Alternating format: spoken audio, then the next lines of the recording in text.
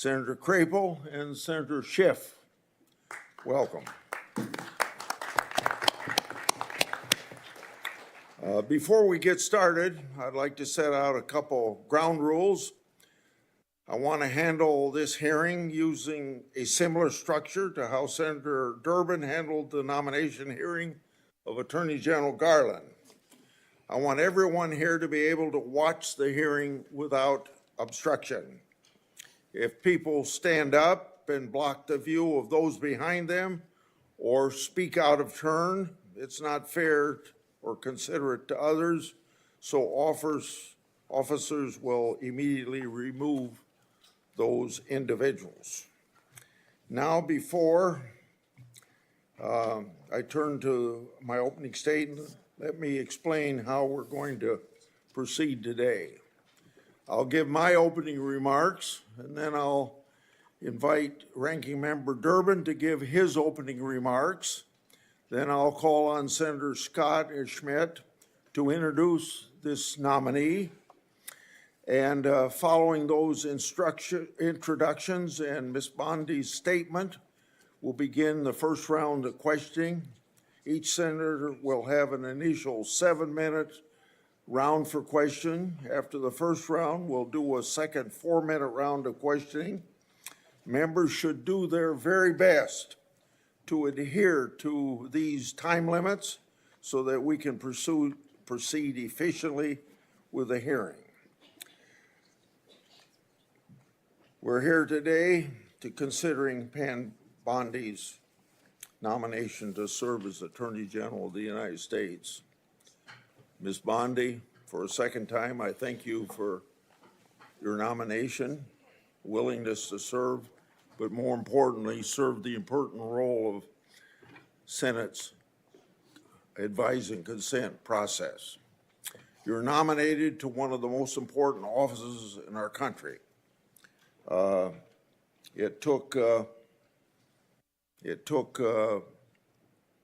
let's see, a lot of work on your part just to get here today. The more than 14,000 pages of records, hundreds of hours of media files, and more than 3,400 responsive entries you disclosed to this committee are a testament to your long career in public eye and your cooperation with this committee. I'd like to also thank your family for being here today. I know that many of them have traveled some distance to celebrate with you. I'd like to explain and expect that Ms. Bondi be treated fairly. During Attorney General Garland's confirmation hearing, Republicans treated him with respect. We asked tough but fair questions, and we ultimately voted him out of committee on a bipartisan basis, who we on this side of the aisle would have chosen to lead the Department of Justice. We recognize that President Biden won that election and that he was entitled to choose his Attorney General. We were ultimately disappointed with some of the things that General Garland and his department did, but at the time of his nomination, we gave him the benefit of the doubt. As the recent terrorist attacks in New Orleans and around the world have shown, our national security must be a high priority. The American people deserve a secure homeland and borders, safe streets, orderly markets, civil rights, and a protected environment. So, delivering on these promises required the swift confirmation of an Attorney General. This committee should give Ms. Bondi the same benefit of the doubt that whose qualifications speak for themselves. Ms. Bondi made history in 2010 as the first woman to be elected Florida Attorney General. She held that role for 8 years and was comfortably reelected by the people of Florida to a second term. 8 years of service as Attorney General of the third largest state in the nation is excellent preparation for the role of U.S. Attorney General. As Florida Attorney General, Ms. Bondi was a member of the Florida Cabinet, Chief Legal Officer of the state, and led a large agency that tangibly impacted people's lives. And by all accounts, Ms. Bondi handled her responsibilities well. As the Florida Attorney General, Ms. Bondi achieved numerous successes. She engaged in key initiatives to fight consumers and protect the citizens of Florida from violence. She didn't shy away from hard work or complicated problems. She engaged in an aggressive campaign to eliminate pill mills, took a leading role in securing a $3.25 billion settlement following the Deepwater Horizon oil spill, and eliminated the backlog of rape test kits that had accumulated in that state's laboratories. Ms. Bondi experience is prosecutor in Hillsborough County for 18 years and prosecuted terrible crimes. She sought tough penalties and justice for victims of violent criminals, domestic abusers, and sexual predators. She prosecuted drug traffickers and thus protected her community. She was also active outside of her professional role at Olympics Florida and is well known for her animal rescue efforts.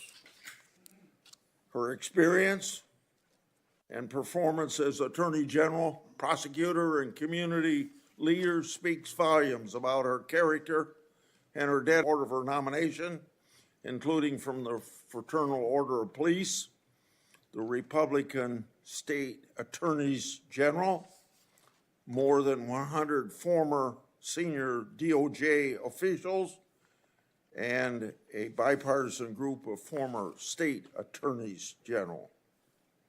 In short, Ms. Bondi is highly qualified, and of course, as we all know, a change is desperately needed. When confirmed, Ms. Bondi will take the helm at a very turbulent time for this country and for that department. The Justice Department's is infected with political decision-making, while its leaders refuse to acknowledge that reality. Crossfire Hurricane was a textbook example of government weaponization. The FBI's investigation was built on the fake Steele dossier, which was funded by the Democratic National Committee and Clinton campaign, who worked with foreign operatives. My investigative work exposed that the FBI actually knew the dossier was false information and was likely a part of a Russian disinformation campaign. Even with the knowledge of such dossier defects, sought FISA warrant renewals and took other actions. After directing my oversight staff to investigate Justice Department's mishandlings of the matter, the Justice Department retaliated in issuing a subpoena for my own staff's phone records. That's right, challenging my constitutional rights of next. Then a few Democratic colleagues pressured the FBI Foreign Influence Task Force to supposedly brief me and Senator Johnson related to our Biden family investigation. On August the 20th, Senator Johnson and I had that infamous briefing from the FBI. Later, this FBI's briefing contents were leaked to the media, even though the FBI promised confidentiality. That leak falsely labeled our oversight work as, you guessed it, Russian disinformation. To this day, over 4 years later, the intelligence community and the FBI refused to provide us the intelligence basis for that briefing. The title of this Wall Street Journal's article sums it up, quote, "The FBI's dubious briefing. Did the Bureau set 2 U.S. GOP senators up at the behest of Democrats? Question mark, end of quote. So, I know, as other people on this committee and in and out of Congress know, what government weaponization is. And then we get to Special Counsel Jack Smith and his lawfare operation. It involved an unprecedented FBI raid on Trump's house, including agents that even searched the former First Lady's clothing drawers. Hillary Clinton and Joe Biden certainly did not receive the same treatment by government regarding their records. Indeed, as my oversight exposed, the FBI amazingly agreed to destroy laptop records and records associated with Clinton's staff.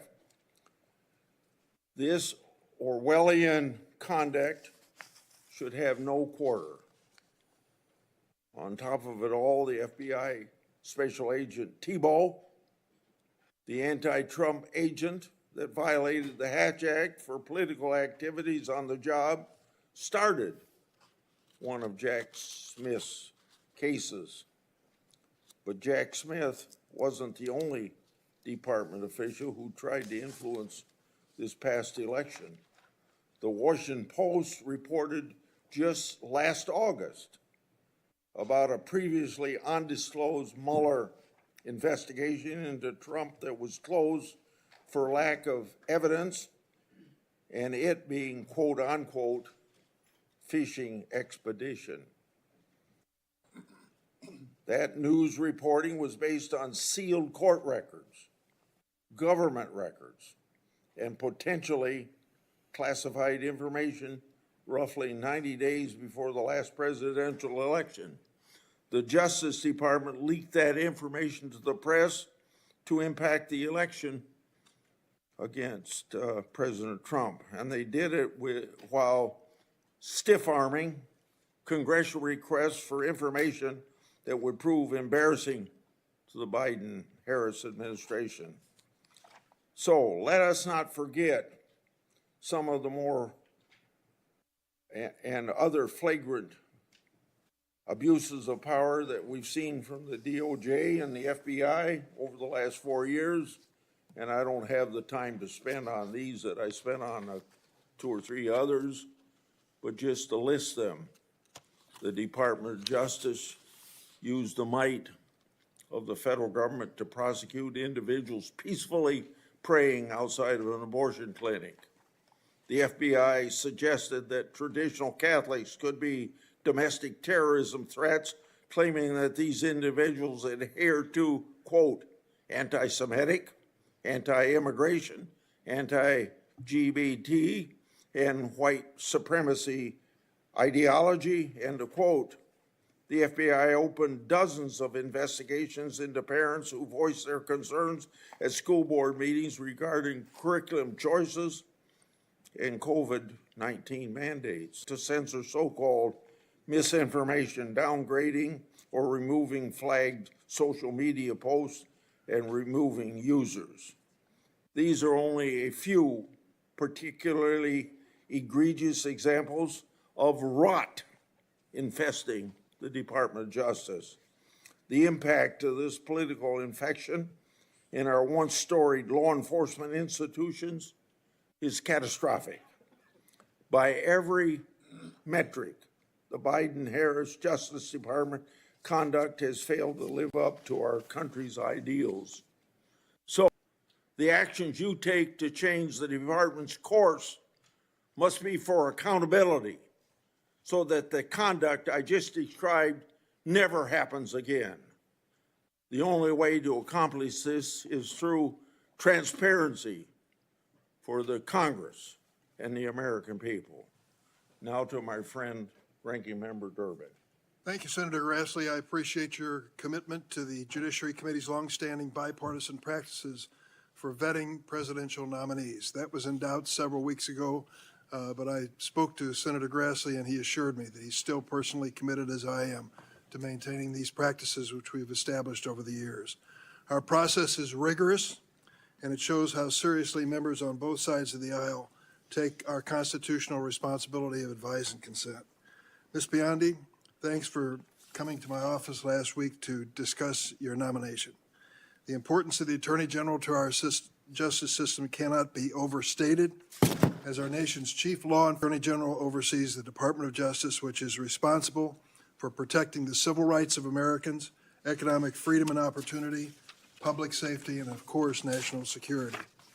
In short, the Attorney General has real impact on America's everyday life.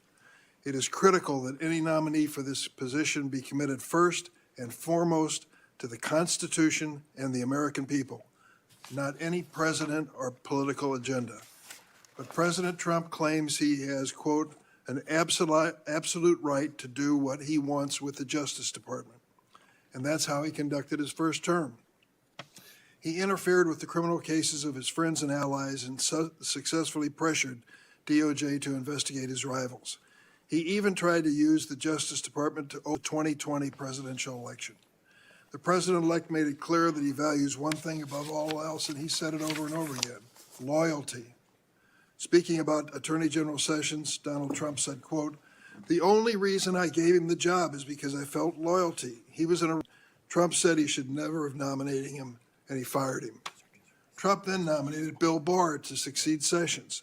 Barr successfully auditioned for the job in an unsolicited memo to DOJ that sharply criticized the Mueller investigation. Once confirmed, Barr misrepresented and blocked the release of the report, intervened in multiple criminal cases of Trump's political allies, and spread falsehoods about election fraud.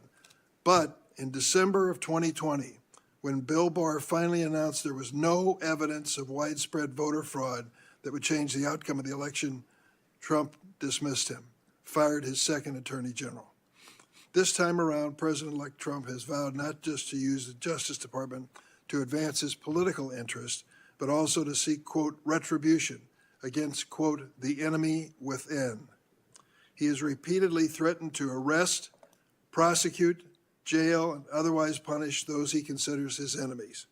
This includes reporters, prosecutors, judges, poll workers, military officials, and even his own former political appointees.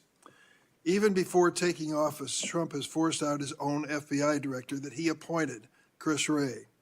And he's trying to replace Wray with Kash Patel, whose main qualification to be FBI director seems to be his loyalty to Donald Trump. Patel has even compiled an enemies list of, quote, government gangsters to target that even includes former Trump appointees like Director Wray, Attorney General Barr, and Defense Secretary Esper. Trump's approach is a stark contrast with the bipartisan view born out of the post-Nixon era that the Justice Department should serve the interest of the American people, not any one president. For those who need a reminder, Richard Nixon ordered department officials to fire Archibald Cox, the special prosecutor investigating Watergate. Two of those officials, Elliot Richardson and William Ruckelshaus, resigned rather than carry out Richard Nixon's orders. When this committee considered the appointment of Loretta Lynch to be president, anything else is independence. That same member, who now still serves on the committee, said, and I quote, "The job is not to be the president's wingman. The job is to represent all Americans. The Attorney General must be willing to stand up to the president and say no when the office demands it." When Attorney General nominee Merrick Garland came before this committee, another one of my Republican colleagues still serving told Garland, and I quote, "My sole criterion for voting for your confirmation does not affect your job as Attorney General." So the view that the Justice Department must be insulated from political influence should not be weaponized against political rivals has historically been bipartisan, certainly on this committee. At this crucial moment in history, that view, not Mr. Trump's view, must prevail. Ms. Bondi, you have many years of experience in law enforcement, including nearly a decade of service as Attorney General in one of the largest states of the nation. But I need to know that you would tell the President you're asked to do something that is wrong, illegal, or unconstitutional. Ms. Bondi, you are one of 4 Trump personal lawyers that he has already selected for top positions in the Department of Justice. You joined Mr. Trump in working to overturn the 2020 election. You've repeatedly described investigations and prosecutions of Mr. Trump as witch hunts, and you have echoed his calls for investigating and prosecuting Brad Raffensperger. We've all heard that audio recording. These are the kinds of anti-democratic efforts that in the past you have defended, and it's critical that we understand whether you remain supportive of Mr. Trump's actions. I also have questions whether you will focus on the needs of the American people rather than wealthy special interests. I'm concerned that you failed to identify your extensive lobbying for foreign governments and big corporations as potential conflicts of interest. There will be questions in this hearing on that issue. That's why I've asked the Justice Department and the National Archives for information on your lobbying of the Trump White House and your foreign lobbying disclosures. I'm particularly concerned about your work on behalf of the government of Qatar, which reportedly paid you $115,000 a month to launder their image on human trafficking, an issue of bipartisan concern on this committee. We need an Attorney General who will enforce our antitrust laws to prevent price fixing and monopolies that lead to higher prices for American consumers, not favor corporate giants that you've lobbied for in the past like Amazon and Uber. I also have questions about some of your actions as Florida Attorney General. I'm concerned that your office failed to investigate more than 24 complaints about the for-profit Trump University after Mr. Trump donated to your reelection campaign and held a fundraiser for you at Mar-a-Lago. In addition, you have a long track record on the issue of civil rights, reproductive rights, voting rights, and LGBTQ rights that needs to be discussed. In contrast, Ms. Bondi, Merrick Garland didn't campaign for President Biden, never served as his personal attorney, never lobbied on behalf of foreign governments and corporate giants. After years of relentless criticism on Attorney General Garland from many of my Republican colleagues, I hope they're prepared to hold you to the same standard. Thank you, Mr. Chairman. Okay, it's now time for senators to introduce the nominee. The first one will be Senator Scott at the table, as you see, and Senator Schmidt is a member of this committee at his place on the dais. Senator Scott, please proceed. Mr. Chairman, ranking member, and committee members, it is an absolute honor to sit before you today to introduce my good friend, Pam Bondi, for her nomination hearing. I'd also like to recognize some important people appearing in support of her today, her husband, John, as well as her mother, father-in-law, sister, brother, sister-in-law, and nephews, friends, and family members of John. Many more would surely be here if space allowed. I can tell you wholeheartedly that President Trump couldn't have a better leader than Pam Bondi for Attorney General. She is undoubtedly qualified, brilliant, and committed to defending and protecting the law. It is no secret that the DOJ is facing a public trust crisis after Democrats spent years weaponizing the justice system and the entire federal government. They become an agency that attacks the American people instead of defending and protecting them. That will change under Pam Bondi. Under her leadership, the DOJ will actually fairly enforce the laws, protect the rights of the American people, and keep our nation safe and crack down on violent crimes and dangerous drugs. And the American people will trust her to do so. I know that well because I worked alongside Pam Bondi for 8 years when I was governor of Florida, and she was Florida's elected Attorney General, working to improve the lives of Floridians to make Florida the best state in the nation to live, work, and raise a family. Pam was an incredible partner, working to keep Florida safe and uphold the laws of our state, ensuring crime is aggressively pursued by law enforcement and prosecutors. President Trump has made clear that one of his top priorities is to reverse the rising rates of crime, and specifically violent crime, that have plagued our communities over the past 4 years. Pam Bondi is uniquely equipped to advance this priority as U.S. Attorney General because she has a proven track record of success in achieving dramatic reductions in crime and violent crime during her time as Florida's Attorney General. From 2010, the year before she took office, to 2018, the last year she was in office, together, Florida experienced a remarkable 26% drop in crime, including a 19.6% drop in violent crime and a 27.4% drop in property crime. These aren't just numbers. These are tens of thousands of lives saved and communities improved and made safer and families and businesses protected.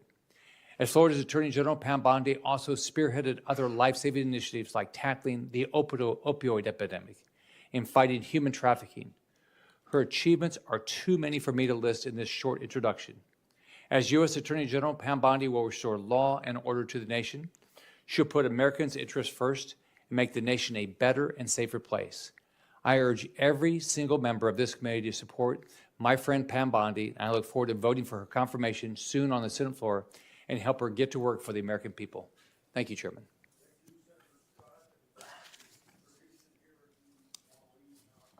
Thank you.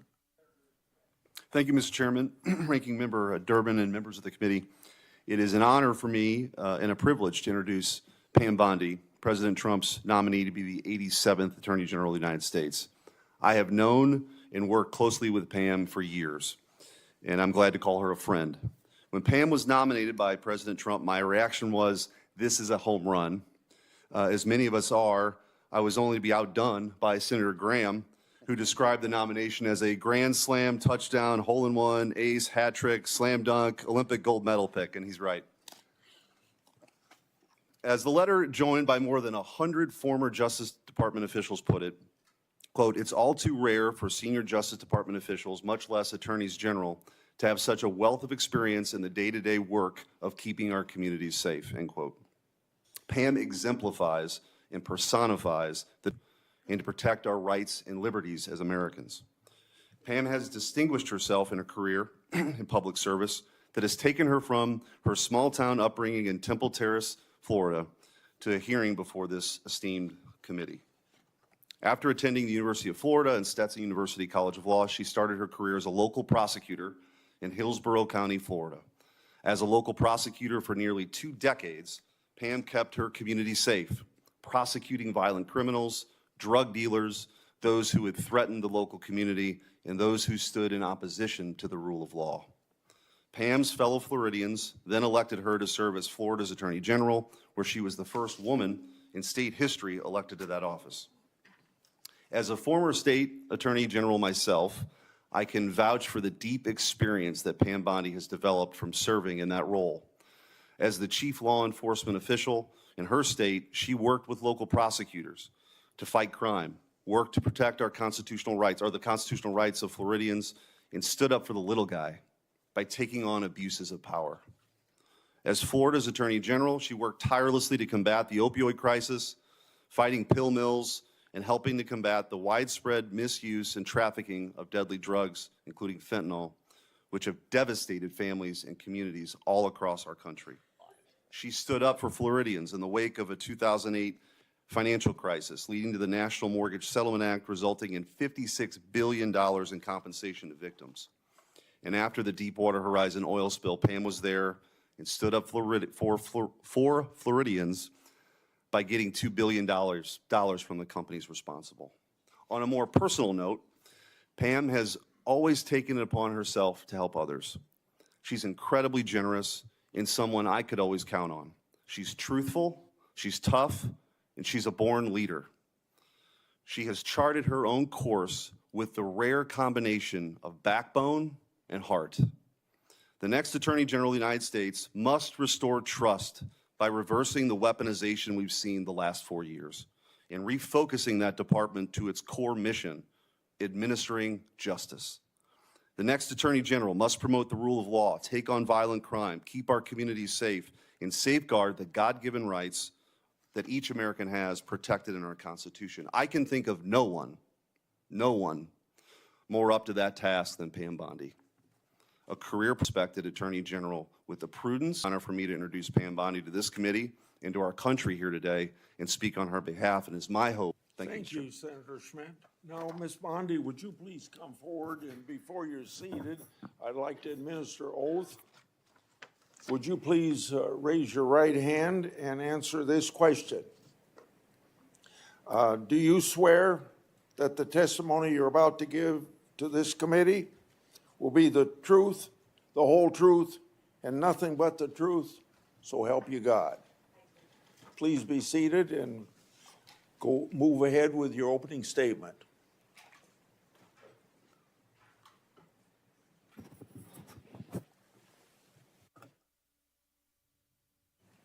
Thank you, Chairman Grassley, Ranking Member Durbin, and members of the Senate Judiciary Committee. I've had the opportunity to meet with almost all of you, and I greatly appreciate that. I'm grateful to President Trump and to this committee for your consideration to be the 87th Attorney General of the United States. I would not be here without my family. And if you can bear with me for just a moment, my beautiful mother, who I wouldn't be here, a retired kindergarten teacher, would not be here without my mom. As of a week ago, it was 12 years since we lost my dad to leukemia. Feels like 12 days. My amazing husband, John, and his two incredible girls, Collins and Finley. Collins is a senior at University of Florida, and I think all of you on this committee will be very happy to know Finley is in cybersecurity. There's a third who is traveling abroad. I wish she could be here. My amazing father-in-law, David, my sister, Beth, my brother-in-law is home with my niece, my nephews, if you could just raise your hand, Evan, Jake, and soon-to-be niece, Savannah. My brother, Brad, a brilliant lawyer. My sister-in-law, Tandy, and my nephews, Justin, who just got a 4.0 at UVA, Rex, great college tennis player, Brad, great tennis player. Is Rhea here? And my niece, my beautiful niece, Rhea, and the little guy is in school because he's 10. My friends, Leslie, Kathy, Dina, Tiffany, Kim, Paula, and so many of my former coworkers. And Ranking Member Durbin, if you want to get dirt on me, these women have known me since I was a child. Seriously, most of them. So thank you for indulging me in that. They've all made a very long trip to be here, and thank you for holding my hearing as well and not postponing it. I appreciate that. Thank you all. From the moment I interned at the state attorney's office in Tampa, Florida, all I wanted to do was be a prosecutor. The Supreme Court certified me, and I had 4 jury trials while still in law school. Lost most of them, but had 4 jury trials and never wanted to do anything else. I continued my career there, trying everything from DUIs, domestic violence cases, capital murder cases, the whole gamut. I became a lead trial attorney in courtroom every day, trying career criminals, was deputy chief of a division, and then ultimately was felony bureau chief, and eventually left to become Florida's 37th Attorney General for the state of Florida. Nothing has impacted my career more than my experience as a state prosecutor, because I got to know and still keep in touch with many victims and their families from when I was a prosecutor. Upon becoming Attorney General in 2011, I proudly served for 2 terms. I was term limited. I would probably still be there right now had I not been kicked out of office by term limits. I loved being Attorney General. I did my best to keep Florida safe, to continue to stand up for victims of crime, and to fight the opioid crisis and the drug crisis that was not only facing Florida, but this entire country. This is one of the things I'm the most proud of. Oxycodone dispensers in the entire country, I believe it was 98 of them, 90 or 98 of them, lived in Florida. We fought for tough legislation. Kids were dropping dead every day. We fought for tough legislation, and after that legislation, none of those opioid dealers, doctors, practiced in Florida. We fought to eliminate human trafficking by raising awareness and prevention and talking to parents and talking to children. We also provided critical resources, including safe houses, that my state was lacking. On the civil side, we worked to protect consumers. We tackled everything, including off-label prescription marketing, which affects, as you know, many, many people who can't afford prescriptions as well. We partnered with states' attorneys general from both parties and federal agencies across administrations. We went after price gougers during hurricanes. If confirmed as the next Attorney General of the United States, my overriding objective will be to return the Department of Justice to its core mission of keeping Americans safe and vigorously prosecuting criminals. And that includes getting back to basics: gangs, drugs, terrorists, cartels, our border, and our foreign adversaries. That is what the American people expect, and that is what they deserve from the Department of Justice. If confirmed, I will do everything in my power, and it will be my great responsibility to make America safe again. Making America safe again also requires reducing recidivism.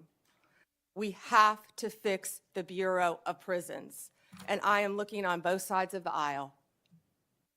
The Bureau has suffered from years of mismanagement, lack of funding, and low morale. I was proud to support President Trump's First Step Act. I think more can be implemented on that front.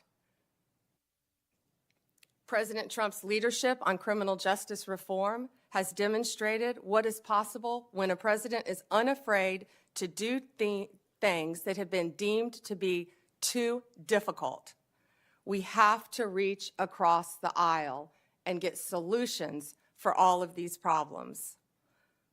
Like the president, I believe we are on the cusp of a new golden age where the Department of Justice can and will do better if I am confirmed. Lastly, and most importantly, if confirmed, I will fight every day to restore confidence and integrity to the Department of Justice and each of its components. The organization will be gone. America will have one tier of justice for all. In all this work, I'll collaborate closely with this committee. I will work with all of you, as I've committed to do when I met with almost all of you. And I will partner not only with the federal agencies, but with the state and local officials throughout our great country. I look forward to answering your questions today for this country and our Constitution. Thank you, Senators.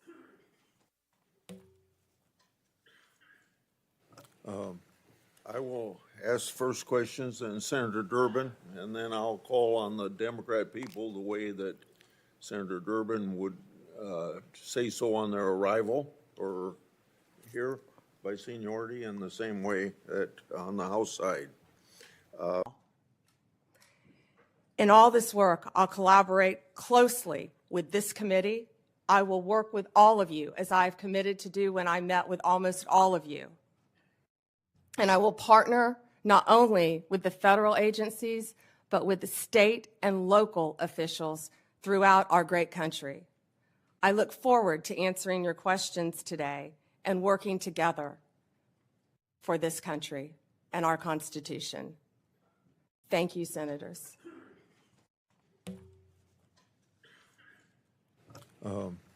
I will ask first questions, and Senator Durbin, and then I'll call on the Democrat people the way that Senator Durbin would say so on their arrival or here by seniority, in the same way that on the House side. And I'll make sure that I don't abuse the 7 minutes. I want you to have your attention on this binder that I put up here. It gets to a key factor of each senator's role in oversight. It contains 144 oversight letters that I sent to the Biden-Harris Justice Department and its component agencies, with many of those letters in there to the FBI. Adding letters to the Inspector General, that would be about 165 letters. So I've sent more letters since you've been in my office before Christmas. Should you be confirmed, 144 letters will be your responsibility. The responses I have received so far fall in two categories. First, they weren't answered at all.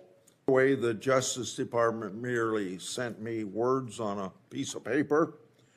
So, should you be confirmed, you'll have an obligation to respond even to the minority and consider a letter from them, even if my signature's not on it, as they want information. Will you commit to responding to my oversight requests as well as the requests of other members of the committee?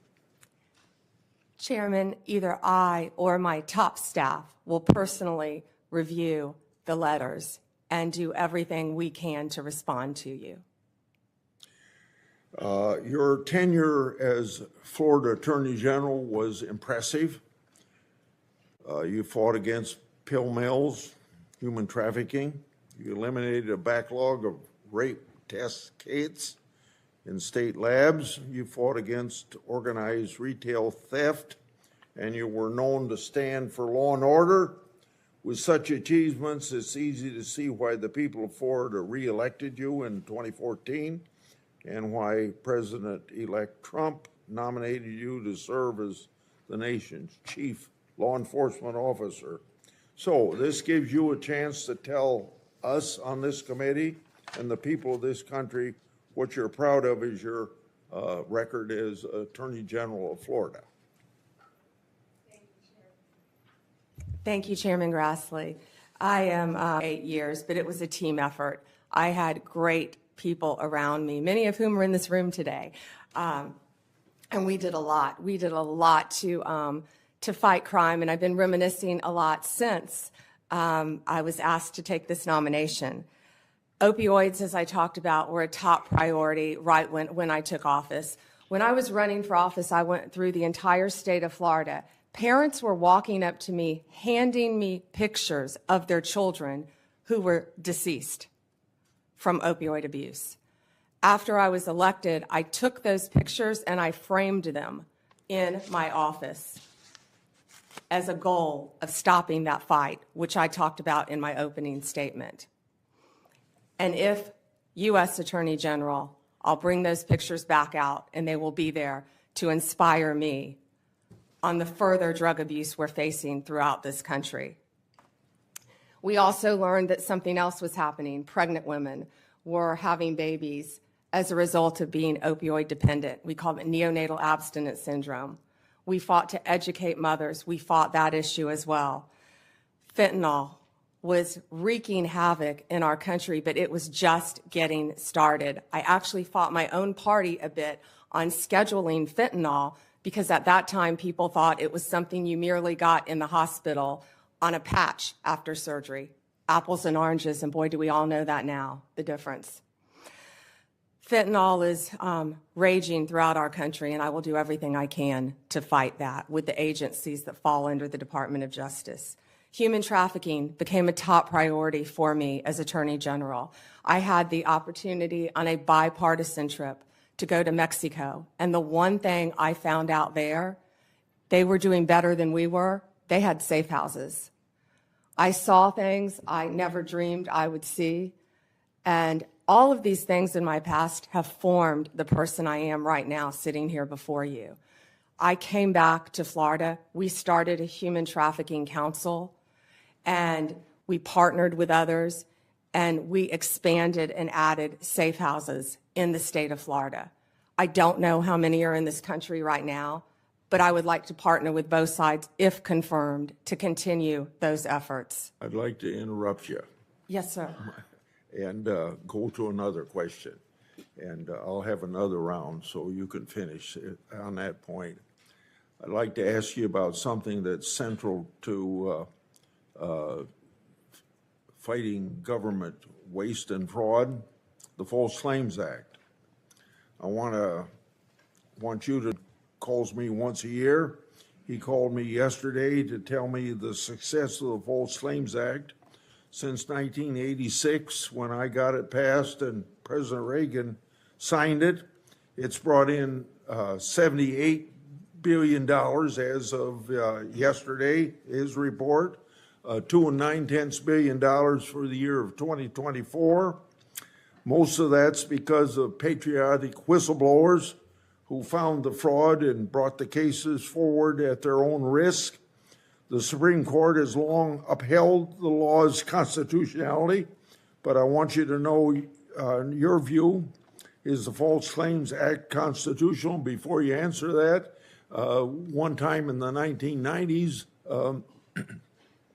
one of the attorney generals said it wasn't constitutional, and when that same person by the name of Barr was back 5 years ago to be attorney general, he said it was constitutional. So if confirmed, will you commit? Well, answer that first question. Do you think it's constitutional? Would you defend the constitutionality of it? I would defend the constitutionality, of course, of the False Claims Act, Senator.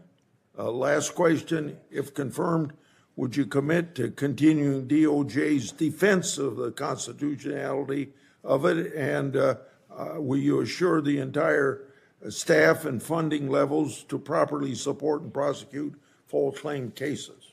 Senator, the False Claims Act is so important, and especially by what you said with whistleblowers as well, and the protection and the money it brings back to our country. Yes, sir. Thank you for your answers. Senator Durbin. Thank you, Senator Grassley. Ms. Bondi, if you're successful in your nomination, this Democrat would like to give you 3 words of advice. You'll never hear the end of it if you don't. At issue, I believe, in this nomination hearing is not your competence nor your experience. At issue is your ability to say no. More than any other cabinet official, the Attorney General has to be prepared to put the Constitution first and even tell the President of the United States you're wrong.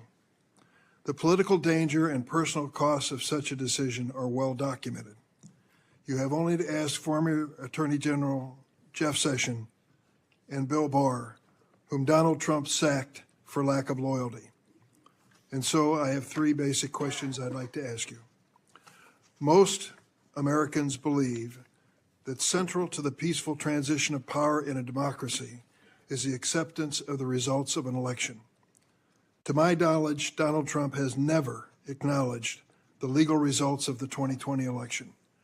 Are you prepared to say today under oath without reservation that Donald Trump lost the presidential contest to Joe Biden in 2020? Ranking Member Durbin, President Biden is the President of the United States. He was duly sworn in, and he is the President of the United States. There was a peaceful transition of power. President Trump left office and was overwhelmingly elected in 2024. Do you have any doubts that Joe Biden had the majority of votes, electoral votes, necessary to be elected president in 2020? You know, Senator, all I can tell you as a prosecutor is from my firsthand experience. And I accept the results. I accept, of course, that Joe Biden is president of the United States. But what I can tell you is what I saw firsthand when I went to Pennsylvania as an advocate for the campaign. I was an advocate for the campaign, and I was on the ground in Pennsylvania, and I saw many things there. But do I accept the results? Of course I do. Do I agree with what happened? And I saw so much. You know, no one from either side of the aisle should want there to be any issues with election integrity in our country. We should all want our elections to be free and fair, and the rules and the laws to be followed. I think that question deserved a yes or no, and I think the length of your answer is an indication that you weren't prepared to answer yes.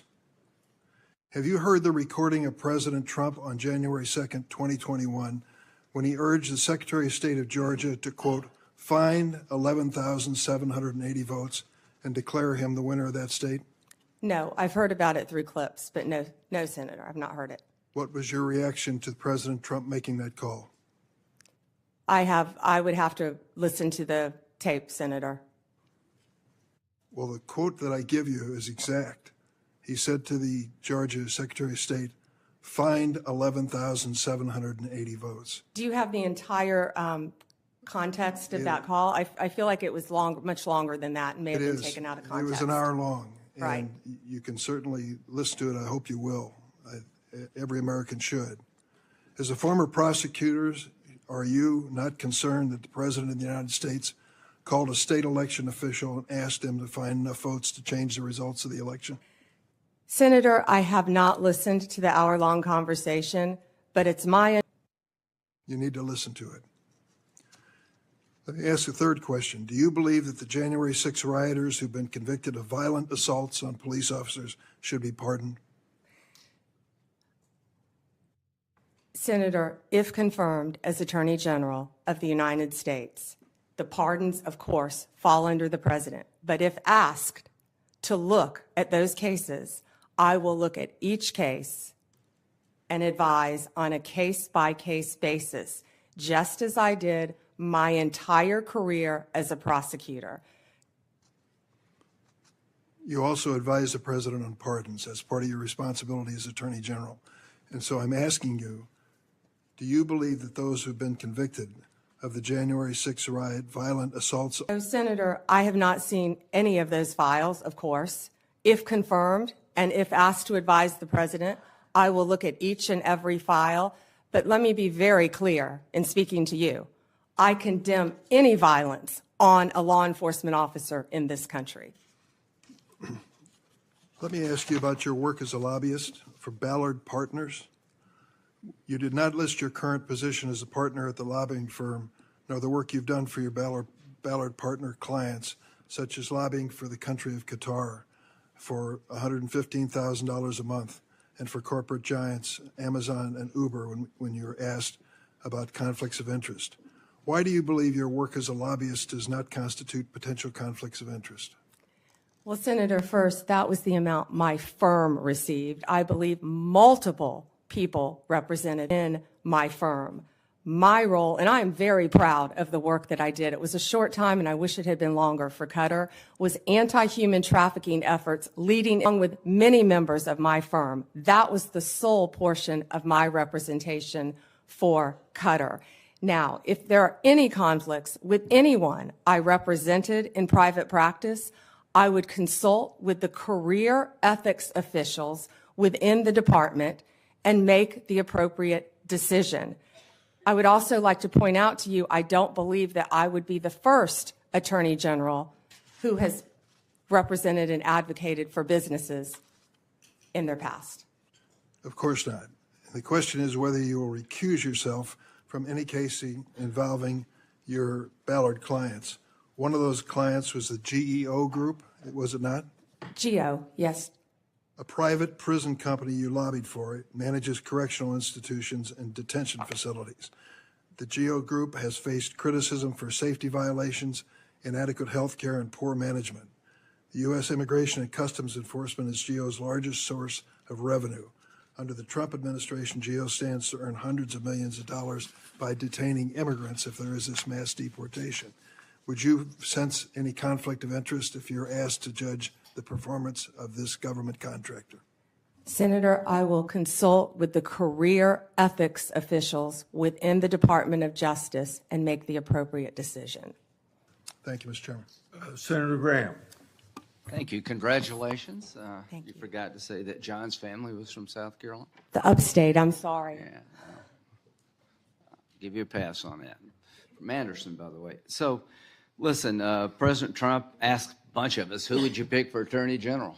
How many of you got asked that on our side? Probably didn't ask Dick, but he asked me. I said Pam Bondi. That's like an easy decision. I couldn't think of anybody more qualified, that he knew, that he trusted. And it's okay to have, you were his lawyer, right? Sir, I represented him when they tried to impeach him the first time as part of White House Counsel, Office of Special Counsel. Being Trump's lawyer prepares you for many things. So, yeah, you have a longstanding relationship with the president. He trusts you. That's a good thing. That's probably why President Kennedy picked his brother, Bobby Kennedy. I guess you can say no to your older brother. I'm sure he would. But this idea there's something bad is ridiculous. Who do you pick? You pick people you know. You pick people you trust, people that you're qualified. I'm glad he picked you. He knows you, he trusts you, and you're highly qualified. So the idea that there's something wrong with that is just absolutely ridiculous. So let's talk about the job you're about to have here. Do you support making certain drug cartels in Mexico foreign terrorist organization? Senator, I personally went to Mexico. I personally dealt with these cartels when I was a state prosecutor, and they are a grave and violent threat to our country. Yes, Senator. Advising the president. Good, good. Now, when it comes to Crossfire Hurricane, are those days over if you're Attorney General? Absolutely. Okay. Lake and Riley, are you familiar with that case? Sadly, I am, Senator Graham. Do you know why the man who killed her was released from custody? He was paroled to the detention capacity at the Central Processing Center in El Paso, Texas. Now, that's not your call. You'll be DOJ. But parole to be based on we don't have detention beds. There's nothing in that statute would authorize parole based on lack of capacity. Are you familiar with that statute? Yes, sir, and that's frightening. Yeah, well, it is frightening. Are you going to fix it? I am going to do everything in my power to fix it if confirmed as Attorney You're General. going to advise President Trump we need more beds. Tom Homan's the guy that's going to do this, but would you as Attorney General say we need more bed space so Lake and Riley never happens again? Senator, my job, if confirmed as Attorney General, will be to keep America safe. Do you think we need more detention space? And that includes having enough space for violent criminals, for people that should not be in this country who have committed violent crimes. To and the Lake public. Lake and Riley is one of many. Yeah.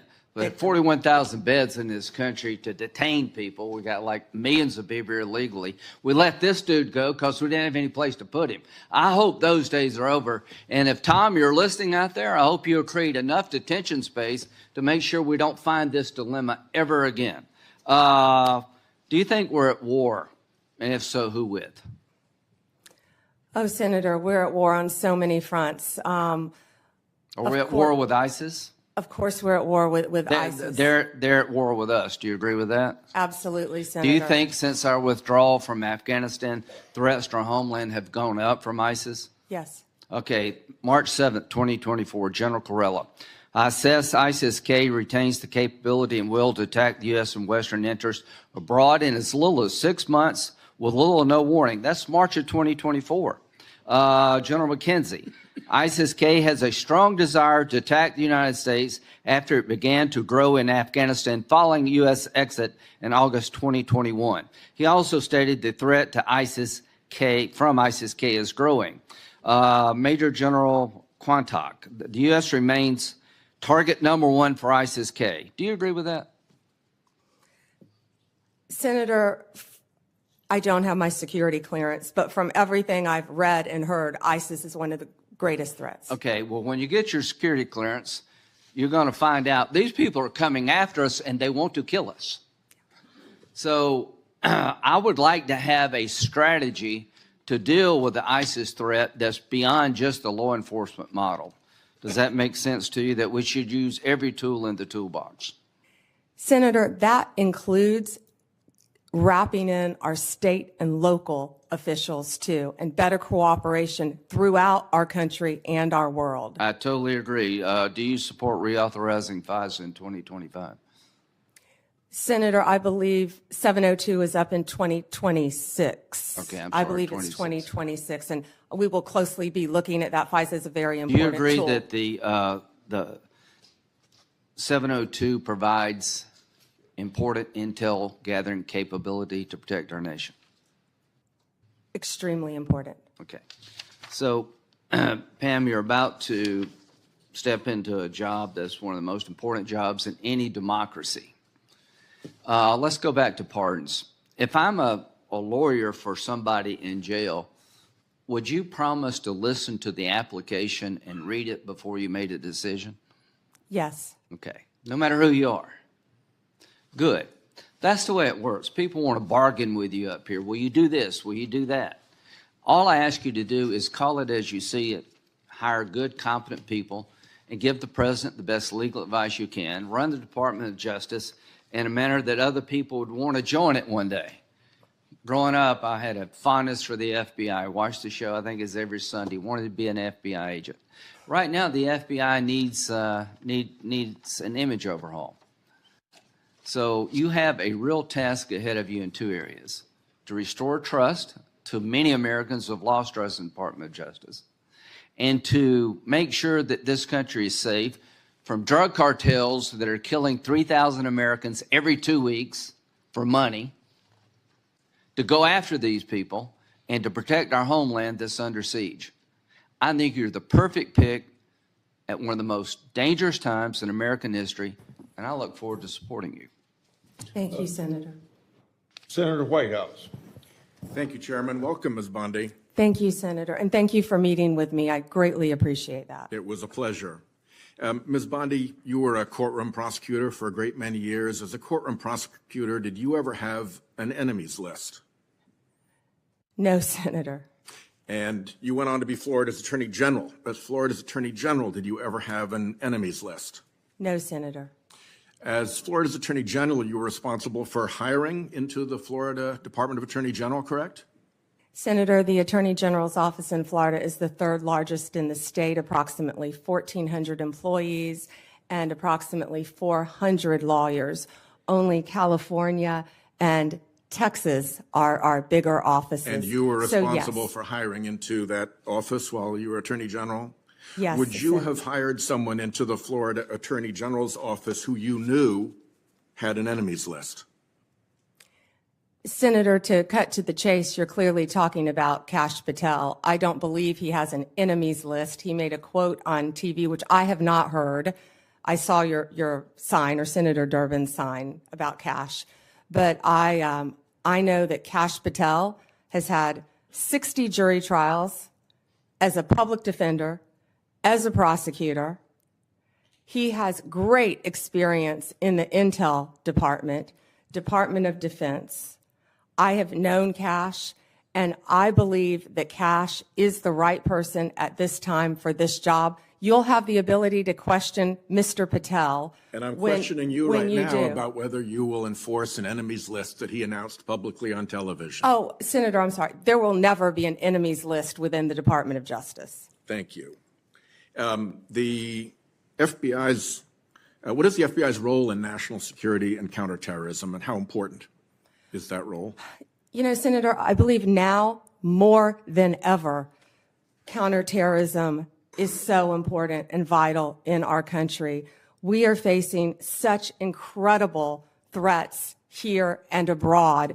If I'm sure many of you saw former FBI Director Wray's interview on 60 Minutes, he talked about the threats that, frankly, again, I don't have my security clearance, Yeah, but the but threats given that- facing us, Senator, from China right now that are so great. Given with the that- sleeper cells within our country. Given that importance, is it responsible to call for shutting down the FBI's counterterrorism and national security work?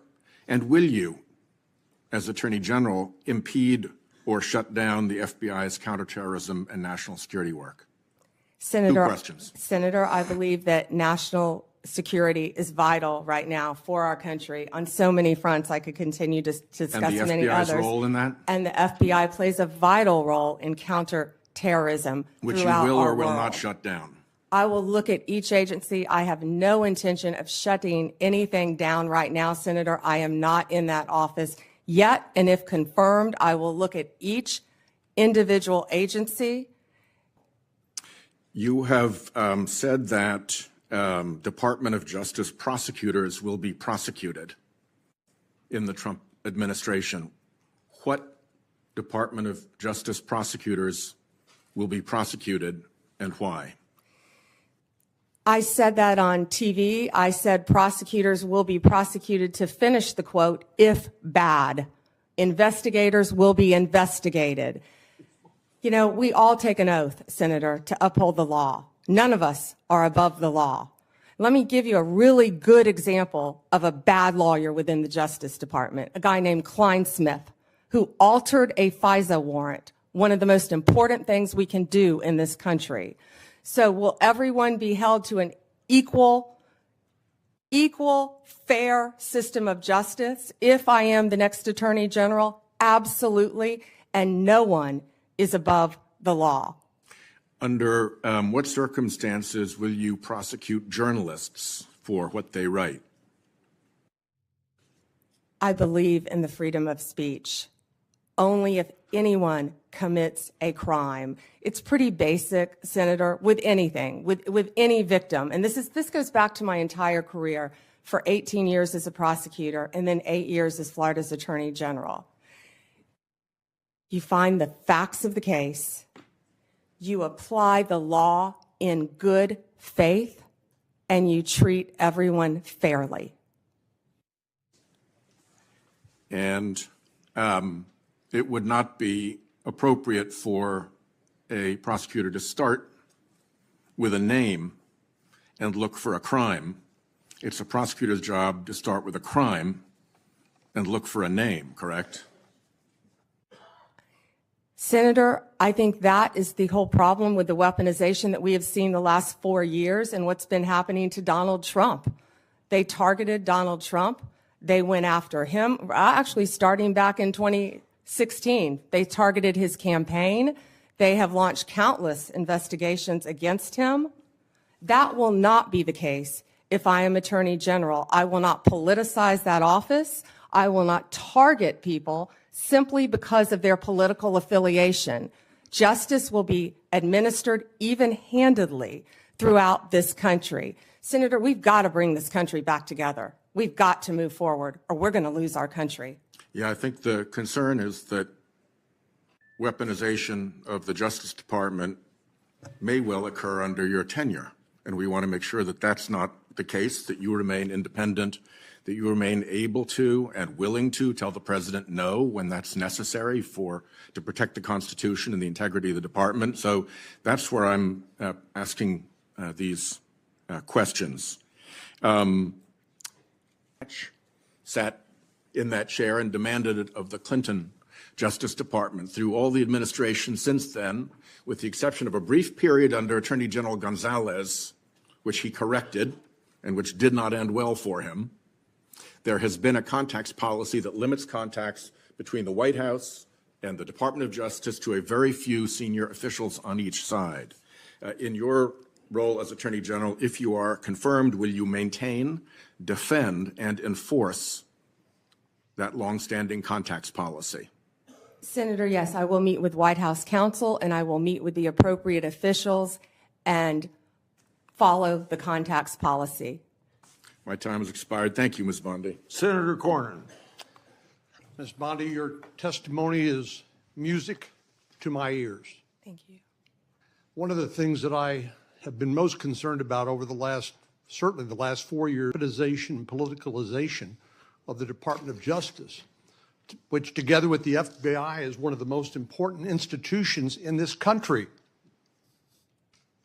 If people don't trust that their elected officials will faithfully enforce the law or administer equal justice under the law, they've lost faith in America. So I'm delighted to hear you say what you have said. But I want to talk about some specific topics. Time is short. First, the border. I believe President Biden and Vice President Harris had presided over one of the biggest humanitarian and public safety disasters in American history. Senator Cruz and I represent a state with 1,200 miles of common border with America. But as you pointed out with fentanyl, what happens at the border doesn't stay at the border. Fentanyl poisoning is the most common cause of death of young people between the age of 18 and 45. We know where it comes from, pills, and young people take them and die. It's just that simple and that tragic. So there's just so much that we could talk about with regard to the border, but you know, I know people voted for President Trump in large part because of his promise to restore security at the border.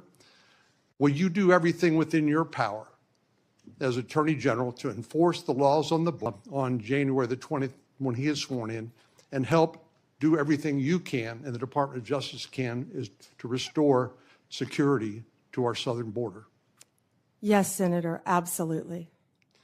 One example is, of course, if you come here to the from anywhere in the country and you show up at the border under the Biden and Harris administration policies, you'll simply be released into the interior of the country, either to await a trial date, which may never occur due to the enormous backlog, or you will simply be paroled. And I know parole has a special connotation in the criminal law, but in this context, as you know, it's designed to be administered on a case-by-case basis. Yet President Biden and Vice President Harris had granted parole, that is, released people into the United States on a categorical basis, or anybody who shows up, or because they don't have the detention facilities to keep them. So do you believe Lake and Riley would be alive today if President Biden and Vice President Harris had enforced the law and secured the border? Senator, he should not have been in our country, and then Lake and Riley would have been alive. And I don't think it's just Lake and Riley. There are so many victims throughout our country. Not only that, we're all familiar with the violent gangs who are coming into our country, walking into our country freely through the open border.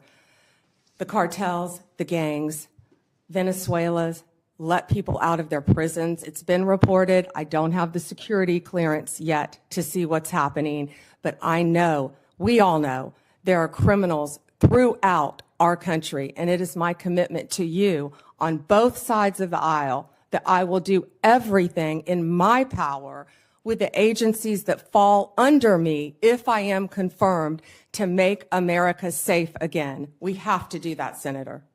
Well, many of us, of course, see classified information on the Intelligence Committee or just generally in our duties is only better about the blinking lights, the danger that Director Wray has talked about. In my closing moments here, I want to revisit an issue that is of particular importance.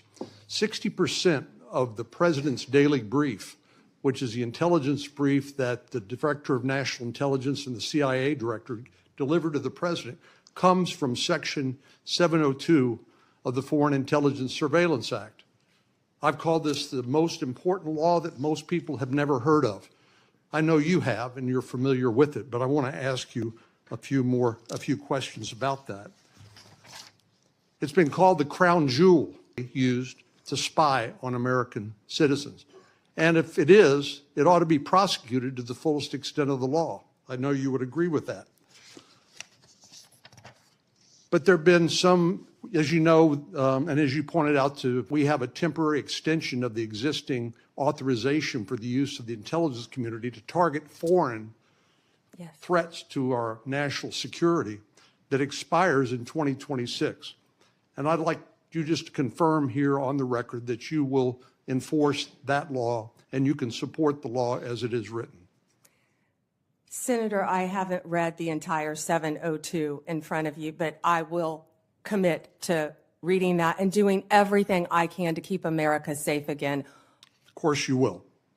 So Director Ratliff, who's going to be, I'm going to go to his hearing on for CIA Director. Of course, he was confirmed as Director of National Intelligence. He FISA 702 product that you need to get a warrant requirement in order to show probable cause that a crime, including espionage, perhaps has been committed.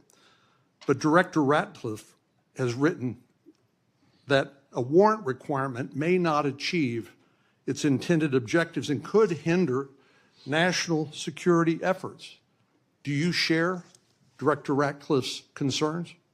I would read his memo, and I will speak to you after I read his memo, Senator. Well, we need to have I hope you and I can continue this conversation after this, because I think there's a lot of misinformation with regard to how Section 702 works. I'm happen to be one of the members of the Senate Intelligence Committee. We read that product on a regular basis, and it is not used to spy on American people.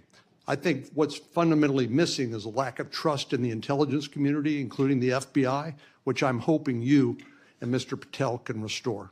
Thank you. Thank you. Senator Klobuchar. Thank you. Thank you, Mr. Chair. We had a good meeting this week. Thank you for that. And I appreciated your priorities on human trafficking that you mentioned today, that work, as well as fentanyl and some of your other prosecution experience. We had some similar backgrounds in doing that. And I want to talk about, first of all, the U.S. Attorney's Office in Minnesota, one of the premier offices in the country. This office has been instrumental in combating violent crime, dismantling street gangs, taking fentanyl off our streets, enforcing civil rights laws after George Floyd's murder, ensuring victims of fraud get justice. Do you agree that it should be a priority to support U.S. attorneys, frontline prosecutors, and case agents who work hard every single day on our streets? Senator, I think that is one of the most important things in our country right now. And there are so many good men and women within the Justice Department throughout our country, as well as all the law enforcement agencies. Yes, they work very hard and they will be supported.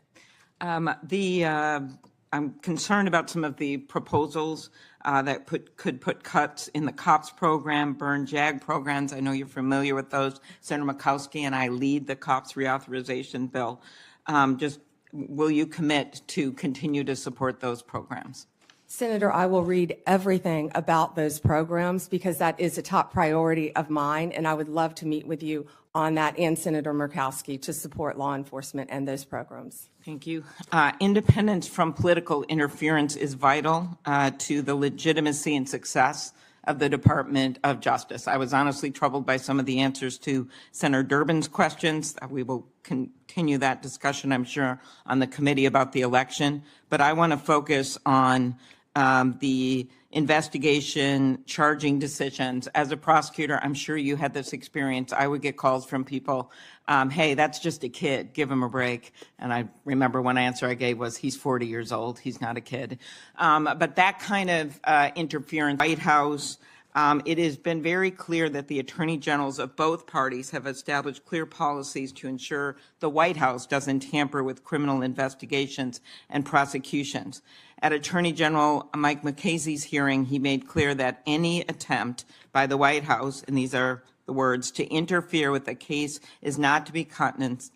Any call to a line assistant or to a United States attorney from a political person relating to a case is to be cut and curtailed.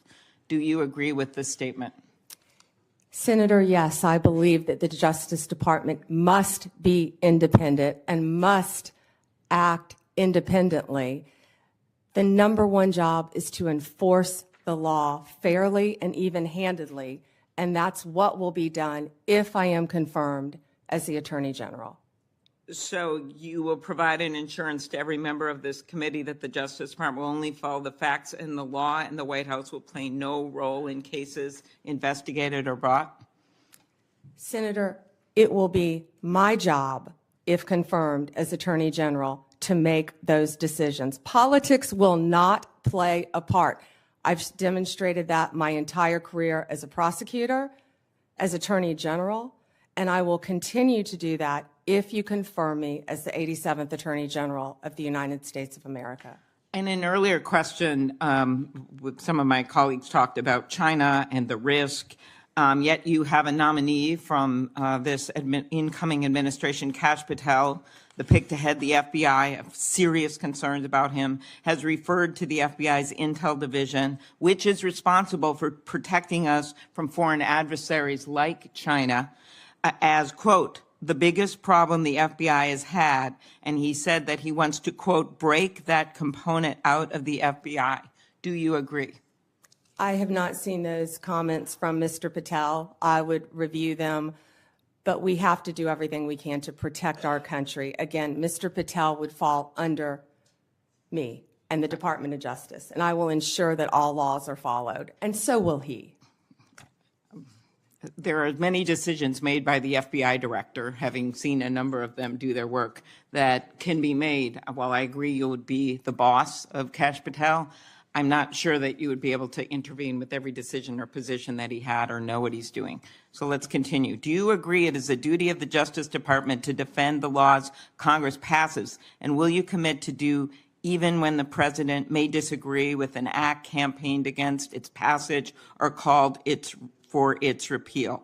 President Reagan's AG, William French Smith, said the department policy was the department has the duty to defend an act of Congress whenever a reasonable argument can be made in its support. So I'm specifically referring to the 2022 law that I long led that we passed to empower Medicare to negotiate drug prices, major savings for seniors. Will you commit to defend the law against the lawsuits from Big Pharma? Senator, I was involved in big pharma cases when I was Attorney General of the state of Florida, and I will commit to protect the laws of the United States of America. Okay, thank you. That would also, same question, with the Supreme Court is going to be hearing a challenge to the Affordable Care Act's coverage of preventative services.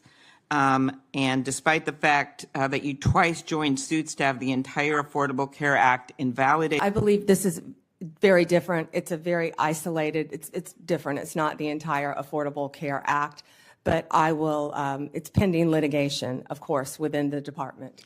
Since the 1990s, the Freedom of Access to Clinic Entrances Act has protected patients, providers, and facilities that provide reproductive health services. Will you commit to continuing to enforce the FACE Act to address violence and threats against those providing reproductive health care services? Senator, the FACE Act not only protects abortion clinics, but it also protects pregnancy centers and people going for counseling. The law should be applied even-handedly. Yes, Senator. So you'll uphold the enforcement of that law? I'll uphold the enforcement of the law, Senator. Okay, and I will ask my antitrust questions in the next round. We had a good discussion about that, and I do appreciate the nominee that has been put in place for the antitrust division, and there's incredibly important work that has to be done in that division. So Gail thank Slater you. is remarkable. Thank you. Thank you. I thank all of my colleagues for abiding by the 7-minute rule. Before I call on Senator Lee, I want everybody to plan on our first break would be about 11:50, and that would be 30 minutes for lunch. Senator Lee. Thank you, Mr. Chairman. Thank you, Ms. Bondi, for being here today. I, too, share the assessment that Gail Slater is, and just thrilled that you're here and that you're willing to serve. I'd like to talk to you as a longtime lawyer and one who has handled a variety of criminal matters about the Fourth Amendment. What can you tell us about the Fourth Amendment's warrant requirement and why it's so important? Well, the warrant requirement is so important, which I've dealt with that since I was in my 20s as a state prosecutor. A warrant is so important because it protects citizens' rights, and that's why it's so important. And it does that specifically because under the Fourth Amendment, you're required to go to a judge, and you're required to show a judge evidence providing probable cause, and based on that probable cause, you can describe with particularity the things or persons to be searched or seized. And on that basis, the judge may issue or not issue the warrant, but without it, you can't get it. Now, this is time-consuming, no doubt, right? Oh, I've done many of them, yes. It's very time-consuming, Senator. And there's probably not a law enforcement officer anywhere in the world who wouldn't acknowledge that they could save time if they didn't have to go about it. And yet we require it. Why is that so important that we do it? Well, it's so important for the reasons you just laid out. When I said I've done many of them, I've approved them and not approved them as a state prosecutor, because law enforcement, there are checks and balances, and law enforcement must bring these warrants to prosecutors to see if there is sufficient evidence. Then after that's done, they have to take them to a judge to have a judge sign them. So there have to be sufficient checks and balances throughout our system. So even after you, as Attorney General, as the chief law enforcement officer and prosecutorial authority in the state of Florida, approved it within your office, you still had to go to the judge. And if it was late at night, early in the morning, didn't matter when, you had to find a judge. All hours of the night. That was more when I was a state prosecutor. As Attorney General, the office of the statewide prosecutor, Nick Cox, would have done that many, many times at all hours throughout the night. To the warrant requirement that exists anytime it would be inconvenient for prosecutors or anytime national security might be involved. I'm not certain about national security, but absolutely no for a state prosecutor. Right. Yeah, there's no exception. There's no catch-all exception that just says this is important or it would be inconvenient for the prosecutor, and with good reason. Right. We've learned through sad experience over many hundreds of years, not only in our own country, but also in that of our mother country, what happens when you don't have this in the loop.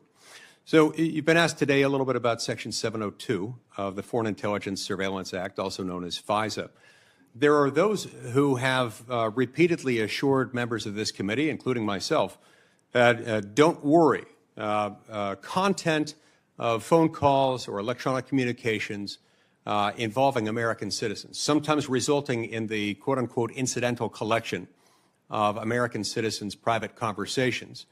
Don't worry, their Fourth Amendment rights are just fine. And yet, when they incidentally collect the communications of American citizens, either because they're perhaps unwittingly talking to somebody who might be an agent of a foreign power and themselves under 702 surveillance, they get onto this big database. And at times, there are those in the government, including the Federal Bureau of Investigation, who have gotten into that database and done so, of course, without a warrant because there currently is no warrant requirement. This has the effect of what we call a de facto backdoor warrantless search. Would you agree with me that that is potentially concerning anytime an American citizen's private conversations are intercepted, stored, whether as an incidental collection or otherwise? They ought not be searched without some kind of probable cause showing. I assume you'd agree with me on that. Yes.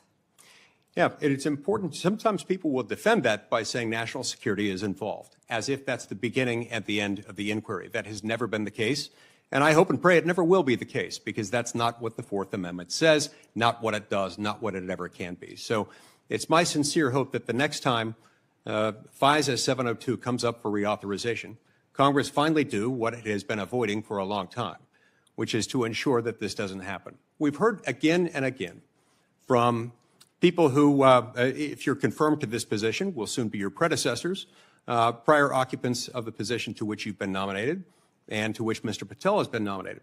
Don't worry, we have good people. Don't worry, we have good systems in place. Don't worry, it's as good as a warrant requirement, the internal approval procedure that we have within our system. And yet we've found out time and time again that this has happened, by some accounts, hundreds of thousands of times. These things have been accessed where searches for an American citizen's private communications that have been intercepted and stored through incidental collection have been searched without those safeguards being met, including instances where people just wanted to check on, to cite one example, whether his father was cheating on his mother, or in other instances, doing background checks on someone looking to lease an apartment that he owned and was looking to rent out. This is unacceptable, and we've got to fix it.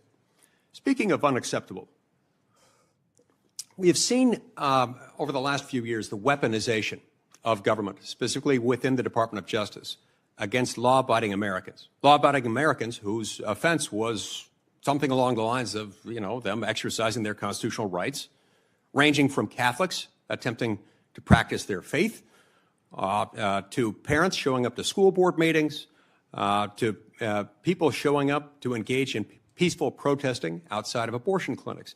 As Attorney General, how will you prevent the weaponization of the Department of Justice against Americans? And Senator, you just gave the classic example of what's been happening regarding the weaponization. Going after parents at a school board meeting has got to stop. For practicing your religion, sending informants into Catholic churches must stop. What about branding parents as domestic terrorists or trying to incarcerate one's political opponent as a sitting president of the United States? Will stop. must stop. Your Senator. It is exactly the sort of answer I was hoping and expecting to receive from you, and I look forward to doing everything I can to help get you confirmed. I've been pleased with your answers thus far. I've enjoyed knowing you, considering you a friend for many years, and look forward to the great things you will do as Attorney General of the United States. You have my emphatic support and my vote. Thank you, Senator. Senator Coons. Thank you, Mr. Chairman. Welcome, Attorney General Bondi, and to your family and supporters. Thank you for your service, and I look forward to our conversation today. I have a simple three-factor test when considering the executive branch nominees before us. Do you have the qualifications and experience to do the job, policy views to do the job in the best interest of the American people, and the character and integrity to conduct your job, and yours in particular, with the independence that the role requires? You demonstrably have the relevant experience. I understand we will not see eye to eye on some or even many policies, but we had a constructive conversation last week about our shared interest in fighting the opioid epidemic, countering human trafficking, criminal justice reform, and supporting law enforcement. But I need to know that you share a core value, ensuring the Department of Justice remains free from partisan or political influence, in particular by the White House. So I look forward to our discussion about that today. As Attorney General, if confirmed, who would be your client? My oath would be to support and defend the Constitution of the United States of America. The people of America would be my client. And it is also my job to advise the president. My client are the people of America. A simple question of constitutional interpretation.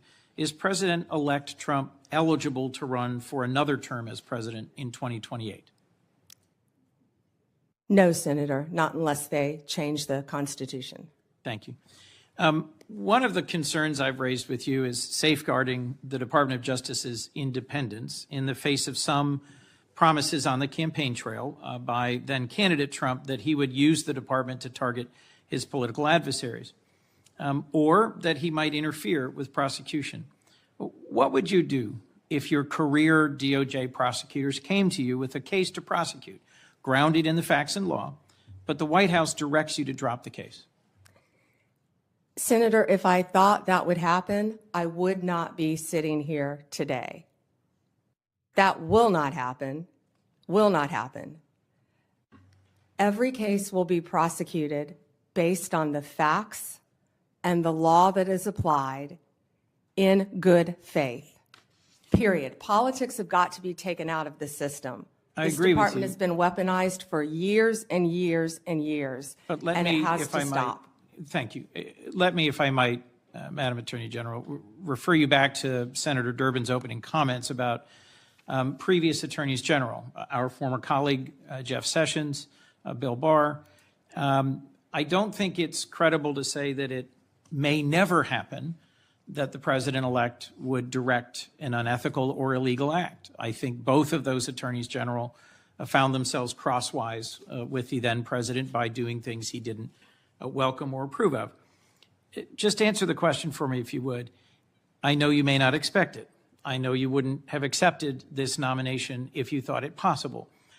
But let's imagine that once again, President-elect Trump issues a directive or order to you or to the FBI director that is outside the boundaries of ethics or law. What will you do?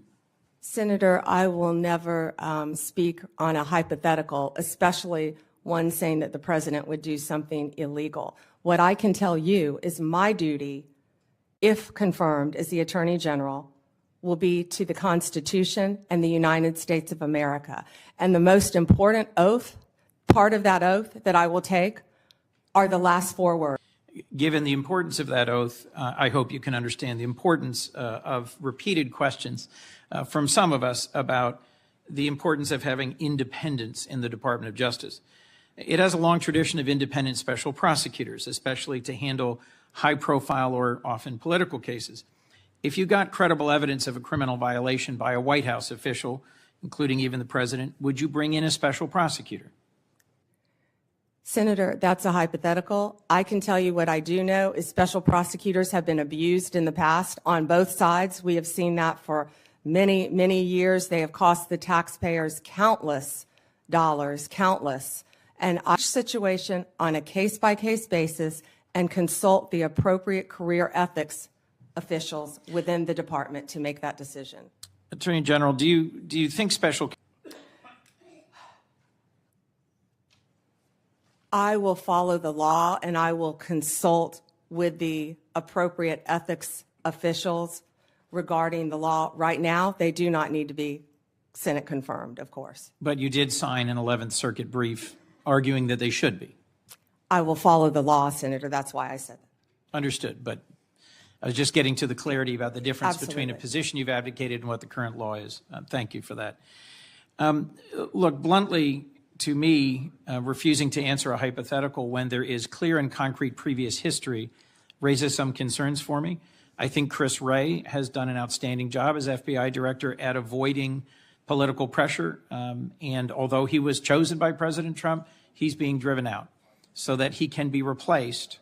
My perception, I've not yet met with Mr. Patel, by a loyalist who has publicly said he will do what the president asks him. Given that Attorney General Barr was asked to go find evidence of election interference and improprieties, went and looked for the evidence and said, I can't find any, and was then dismissed, I'm just going to ask you one last time. Can you clarify for me that in following ethics and the law, you'd be willing to resign if ordered to do something improper? Senator, I wouldn't work at a law firm. I wouldn't be a prosecutor. I wouldn't be attorney general. If anyone asked me to do something improper and I felt I had to carry that out, of course I would not do that. That's one of the main things you learn when you're a young prosecutor is to do the right thing. And I believe that has continued with me throughout my very long career. As we discussed, protecting American invention and innovation, American intellectual property, is a real concern of mine and of several others on this committee. I look forward to talking with you about that pressing concern. But the most important question I had for you today is to politicization and interference in the Department of Justice. And I look forward to further clarification from you about the specifics of that. Thank you, Mr. Chairman. Thank you. Thank you. Senator. Senator Cruz would be next, but he's not here, so I call on Senator Kennedy. Thank you, Mr. Chairman. Ms. Bondi, welcome. Congratulations.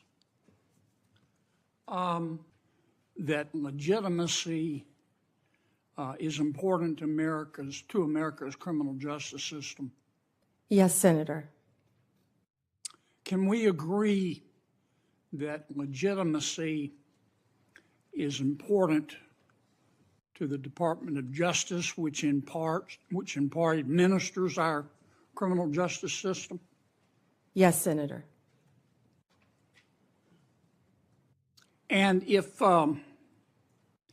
Americans come to believe that our criminal justice system or our Department of Justice is acting illegitimately,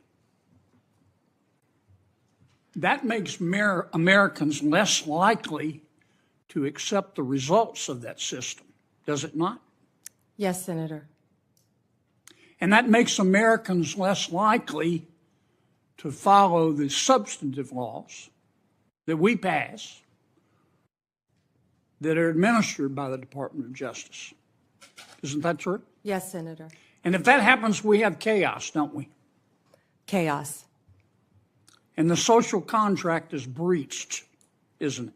Yes. Do you remember a person by the name of Michael Avenatti? Yes. Several years ago, he was a media star here in Washington. An attorney, correct? Yes. He was a media star. And many members of our media loved him because he was on TV every day. He was on CNN more than Wolf Blitzer. Do you know where Mr. Avenatti is today? I believe he's sitting in prison, Senator. He's in jail because he was a crook. And the Department of Justice helped put him there, didn't it? Yes, Senator. Do you remember a gentleman by the name of Sam Bankman-Fried? Yes, Senator. Boy genius. So smart and so powerful that he thought he could command the tides. So smart and so powerful and so rich that he would go to meetings with serious people like Bill Clinton, like Tony Blair, looking like a slob, looking like a fourth runner-up to a John Belushi lookalike contest. And he thought it was cute. Where's Mr. Bankman-Fried today? I believe he is in prison, and I believe that's from the Netflix series I saw as well. Mm-hmm. Because he's a crook. And who helped put him there? The Department of Justice, Senator. Can we agree that there's some really, really good men and women at the Department of Justice? Many, many great men and women in the Justice Department, as well, Senator, as all the law enforcement agencies that fall within the Department of Justice. They're out there risking their lives, especially the law enforcement officers, every single day. Can we agree, though, that there have been and may be today some bad people at the Department of Justice? Yes, Senator.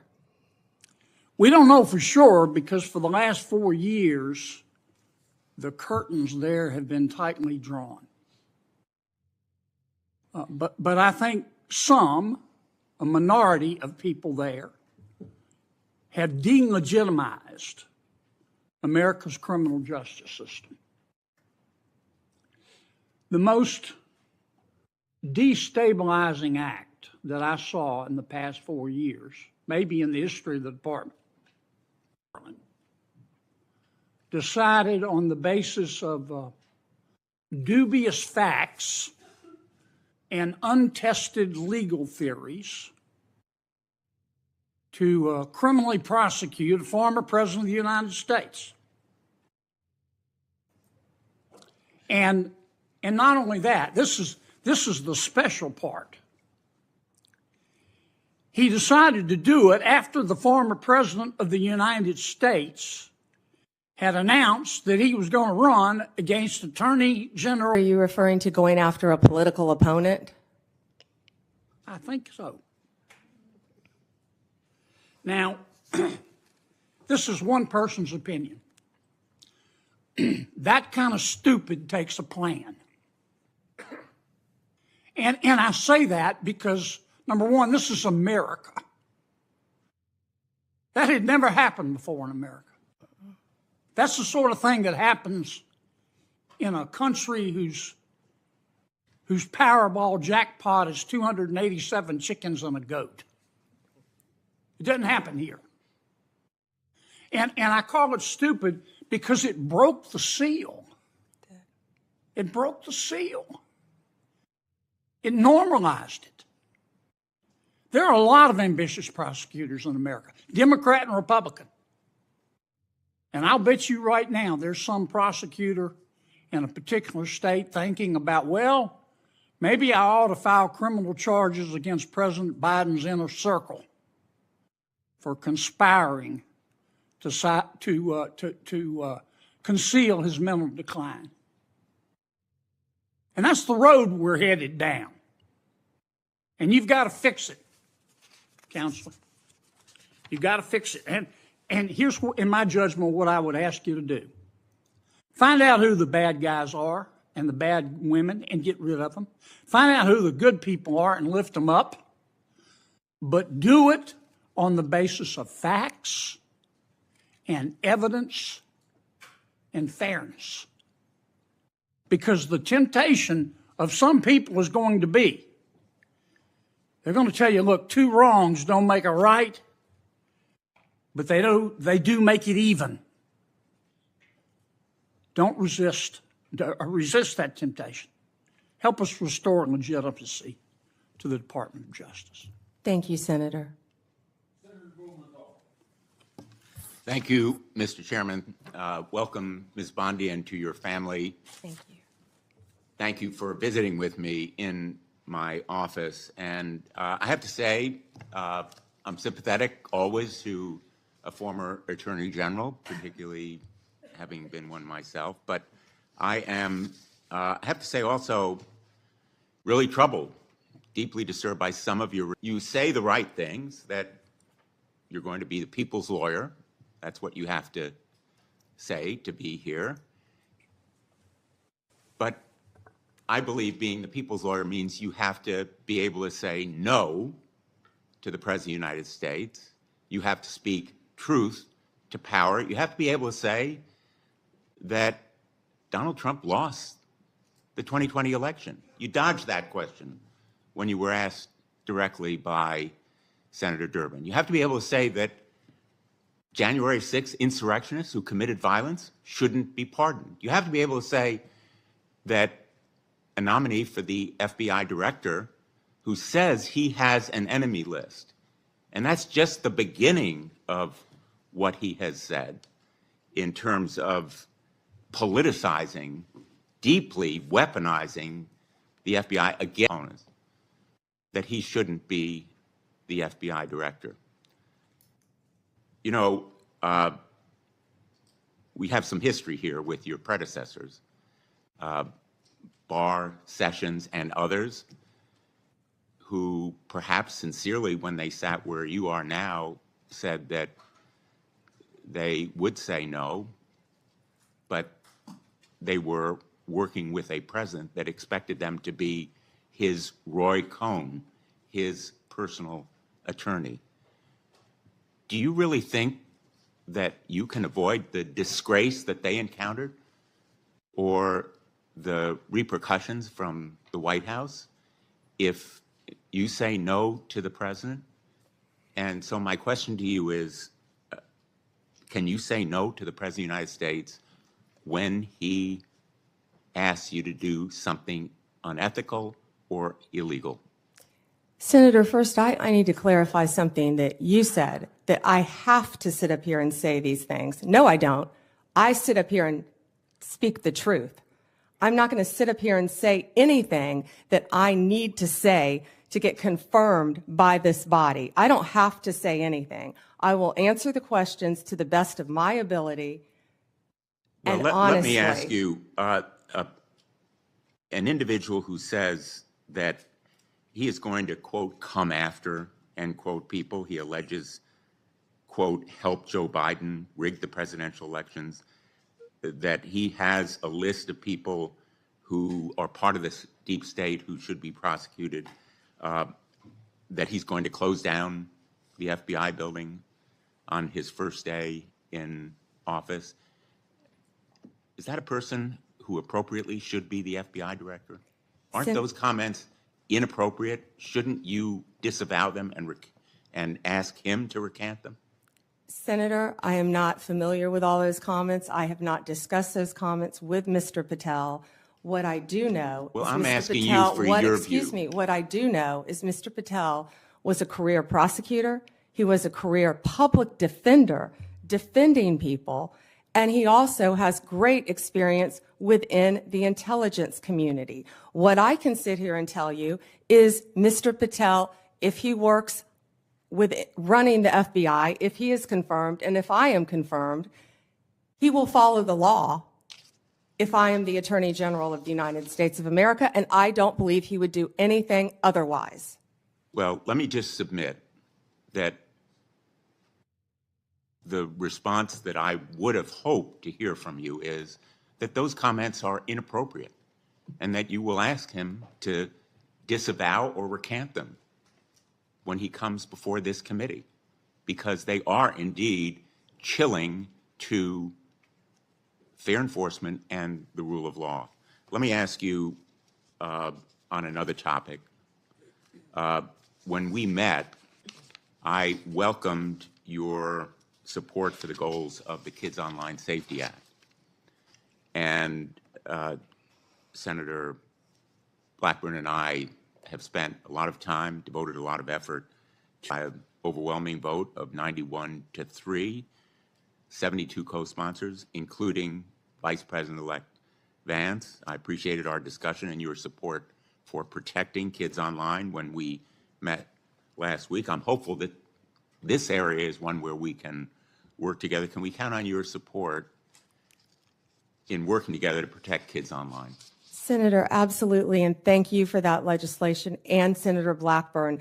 I believe in this world right now, we have to find the things we have in common, and that is certainly one of them, Senator, protecting our children from online predators.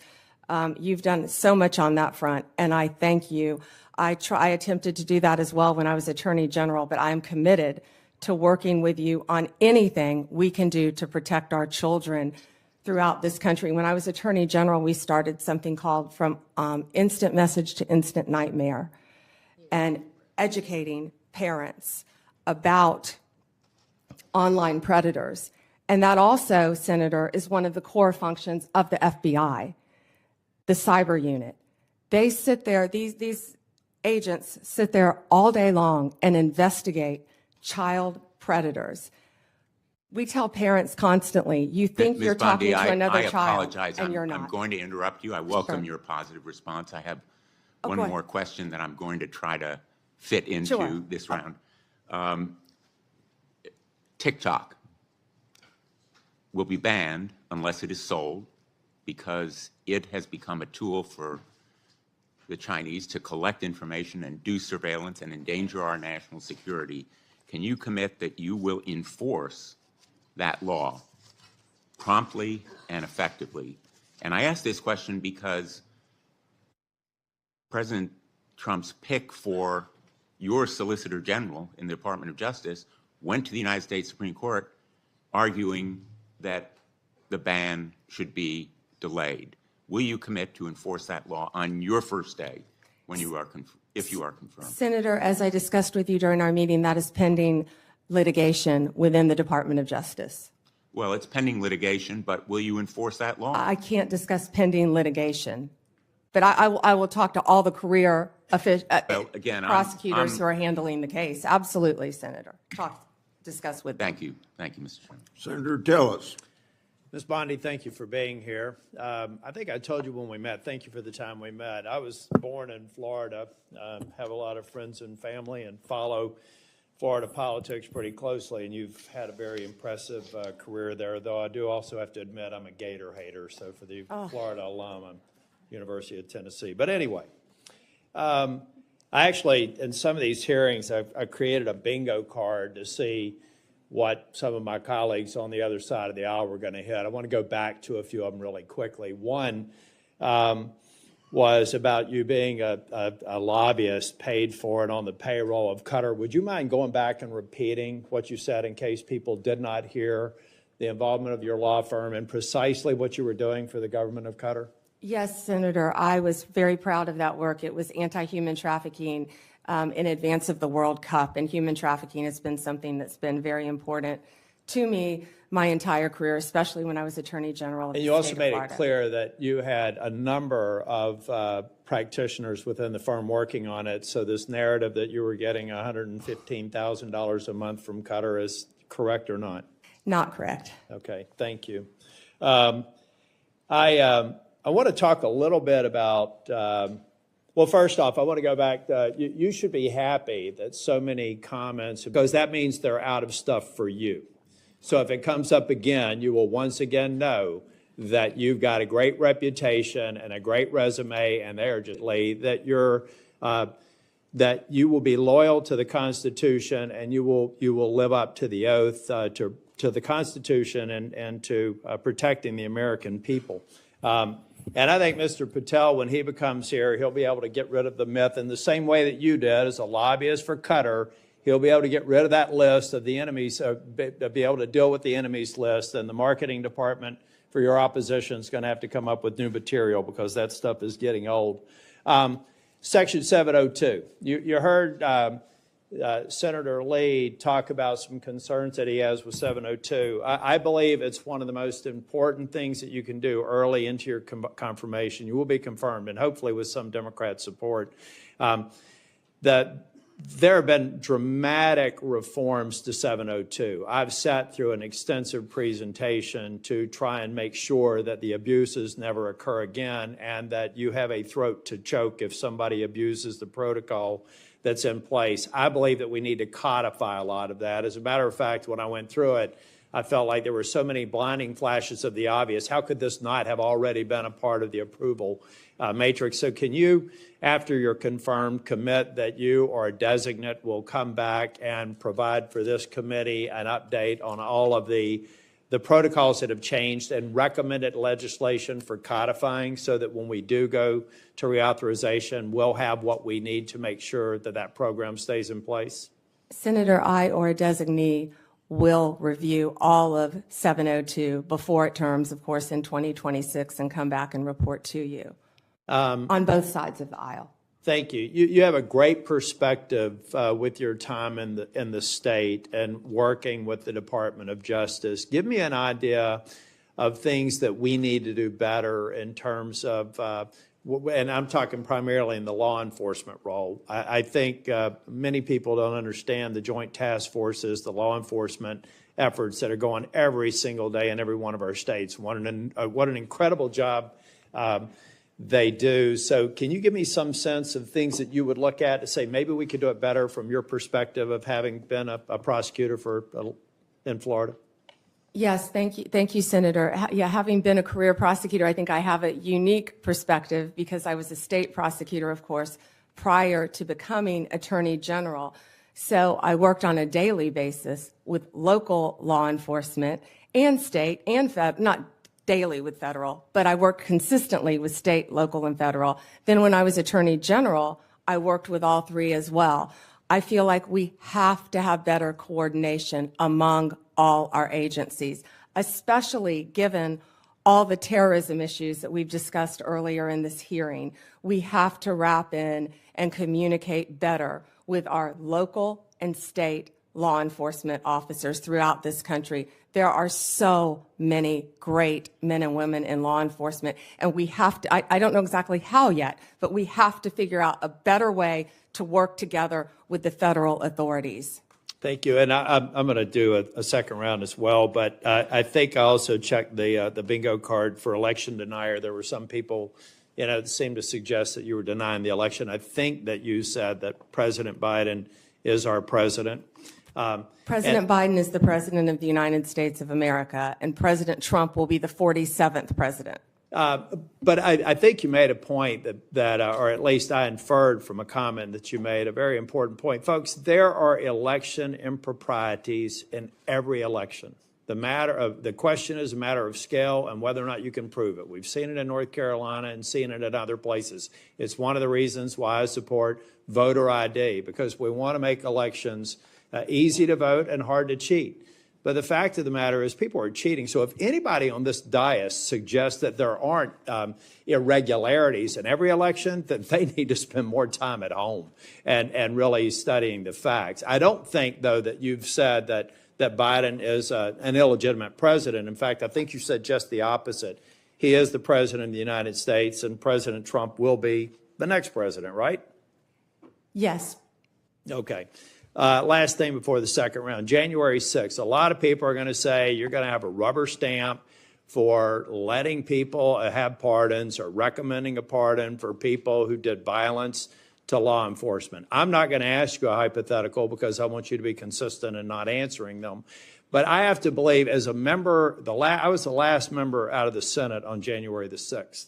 I walked past a lot of law enforcement officers, who were injured. I find it hard to believe that the President of the United States or you would look at facts that were used to convict the violent people on January the 6th and say it was just an intemperate moment. I don't even expect you to respond to that, but I think it's an absurd and unfair hypothetical here, and you probably haven't heard the last of it. Thank you, Mr. Chair.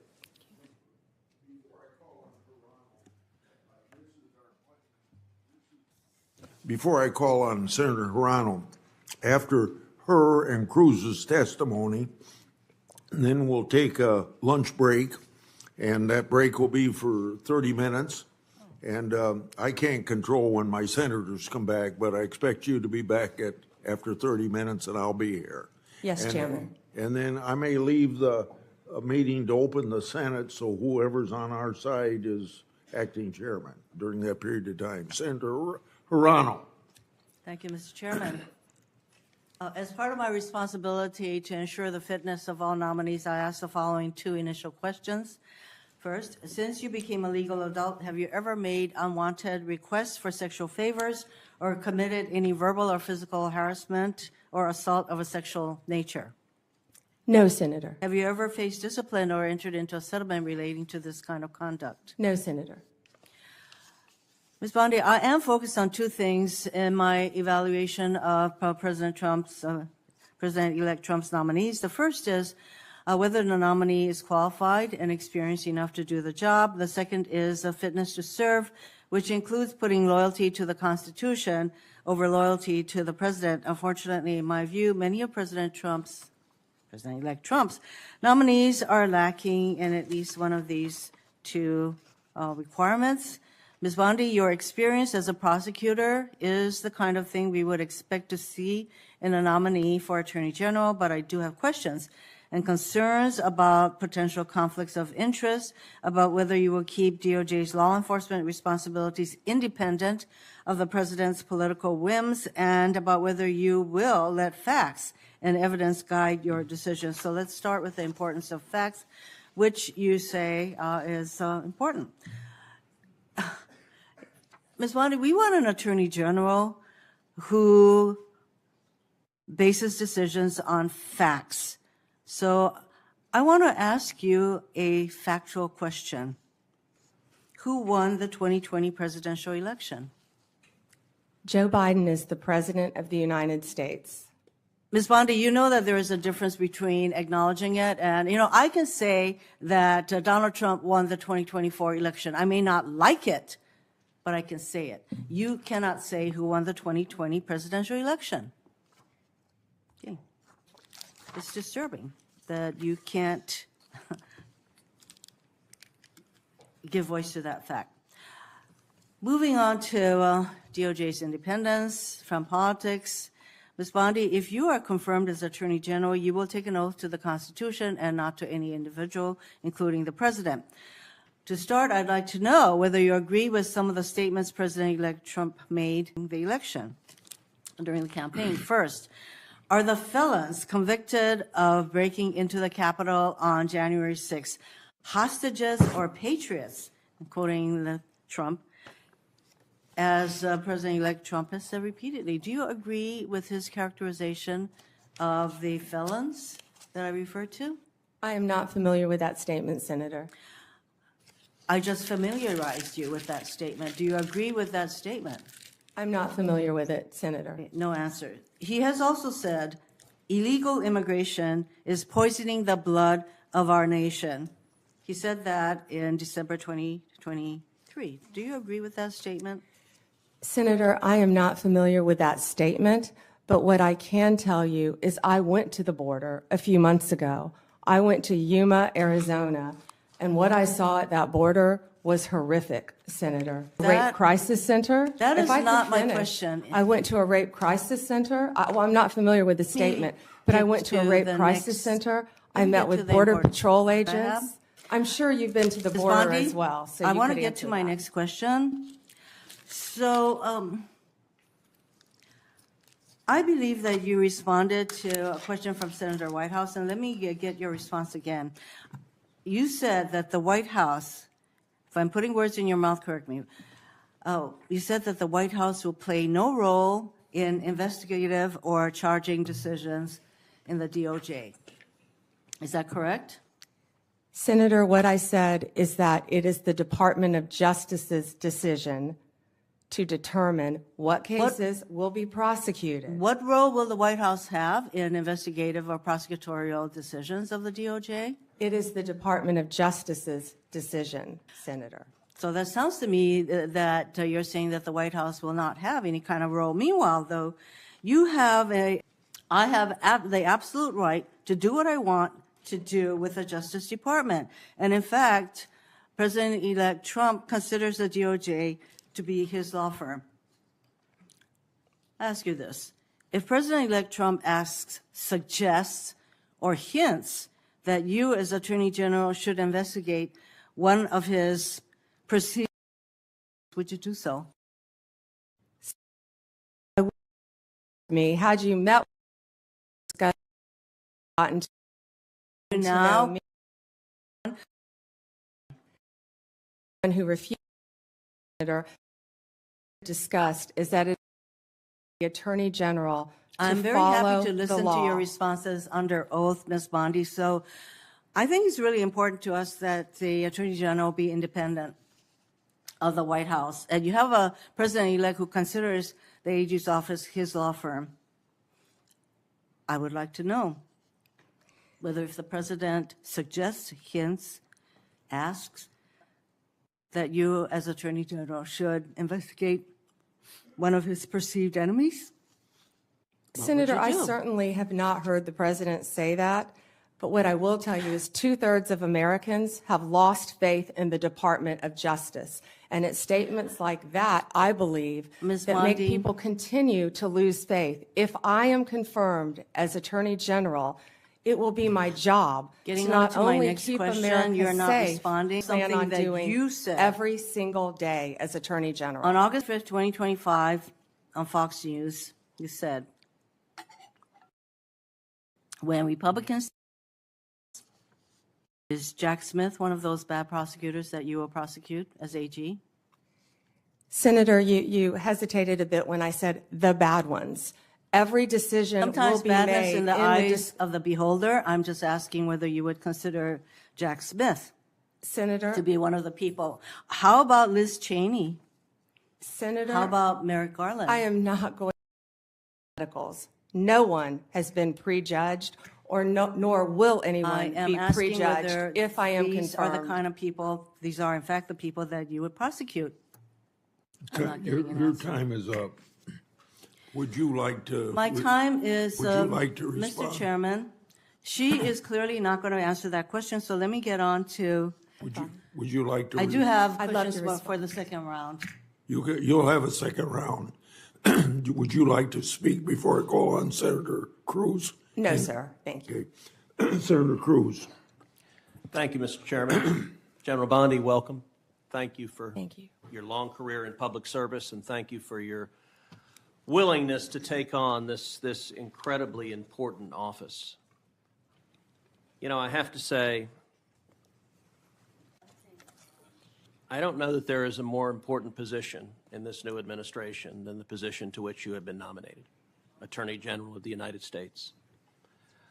I thought the exchange just a moment ago with Senator Hirono was illustrative. She asked you how you would respond if the president asked you to target his political enemies. It's rather striking because it's not a hypothetical. It has happened over the last 4 years. And I think perhaps the most tragic legacy of the Biden-Harris administration has been the politicization and the weaponization of the United States Department of Justice. And we don't need to ask hypothetically because Joe Biden publicly mused and allowed the New York Times to report it, calling on Merrick Garland, why will he not prosecute Trump more quickly? And Merrick Garland, sadly, he sat in that chair and promised to be apolitical, and he broke that promise almost the instant he walked into the Department of Justice. If you look on the west pediment of the Supreme Court of the United States, just above the entrance, there's a simple yet profound four-word phrase, equal justice under law. We have seen over the last 4 years a Department of Justice that systematically targeted the political opponents of Joe Biden and Kamala Harris, and that systematically protected his friends and allies. And it is tragic to see the loss of confidence in the American people, in the department, from the American people than the FBI has in the last 4 years. That is a grotesque violation of the obligation of the Department of Justice and the FBI. So I want to start with just a very simple question. If you are confirmed as Attorney General, will you pledge to fairly and faithfully uphold the law regardless of party? So help me God. Amen. Look, and I want to be clear for folks at home. I don't want a Republican Department of Justice. I don't want a Democrat Department of Justice. I want a Department of Justice that follows the damn law. And I think the American people do too. That shouldn't be too much to expect. Now, I'm grateful to President Trump for nominating you. I think on any objective level, you're clearly qualified for this position. You have been a prosecutor for decades. You have been the elected Attorney General of the state of Florida, the third largest state in America, for 8 years. Let me ask you, in terms of your practice, how many criminal cases over the course of your career have you personally handled? Handled thousands. How many of those were before a jury? Hundreds. I don't want to overstate. I tried 4 when I was an intern, jury trials. I think you had to try at least 20 in misdemeanor before you went to felony. Then you were in court every day, and I was also lead trial attorney for many years trying many cases. So. And how many of those cases would have been before a judge? Oh, hundreds and hundreds as well, but hundreds before a jury, I would assume. And as Attorney General of Florida, how many lawyers did you supervise roughly? Approximately 400, Senator. Now, I also want to clarify something. During the course of this hearing, several Democrat senators have referred to you as President Trump's, quote, personal lawyer. Now I don't believe that is an accurate characterization. As I understand it, you represented President Trump as a White House special advisor during his first impeachment trial. Is that correct? Within Office of White House Counsel, yes, Senator. And is working within the White House counsel's office different than representing Donald J. Trump individually as his personal lawyer? Absolutely. How's it different? You're working for the government. You're working for the Office of White House Counsel. You're not representing him in his personal capacity. And so you have not represented him in his business affairs, in his personal life, or in any of the criminal trials he has faced? No, Senator. And you know, when it comes to weaponization, it's worth noting that in more than 2 centuries of our nation's history, no president had previously been indicted, no president had previously been prosecuted until the Biden-Harris White House came along. And in the last 4 years, we've seen Donald Trump indicted and prosecuted not once, not twice, not 3 times, but 4 separate times. And 2 assassination attempts, Senator. I have to say, Javert from Les Mis would be chagrined at the efforts of Democrats to do anything possible to take him down. And I believe the real target, because partisan prosecutors were terrified that the American people would do exactly what they did in November of 2024 and vote to reelect Donald J. Trump. By 77.3%. Million Americans, 77.3 million Americans. Will you commit every day as Attorney General to follow the law, to follow the Constitution, to uphold the rule of law without favor and without regard to the partisan position of any criminal defendant? Yes, Senator. That's what we should all expect from an Attorney General. Thank you. We'll now recess for 30-minute lunch break. That means we'll be back at 12:25. And when we resume, Senator Booker will be recognized to ask his questions.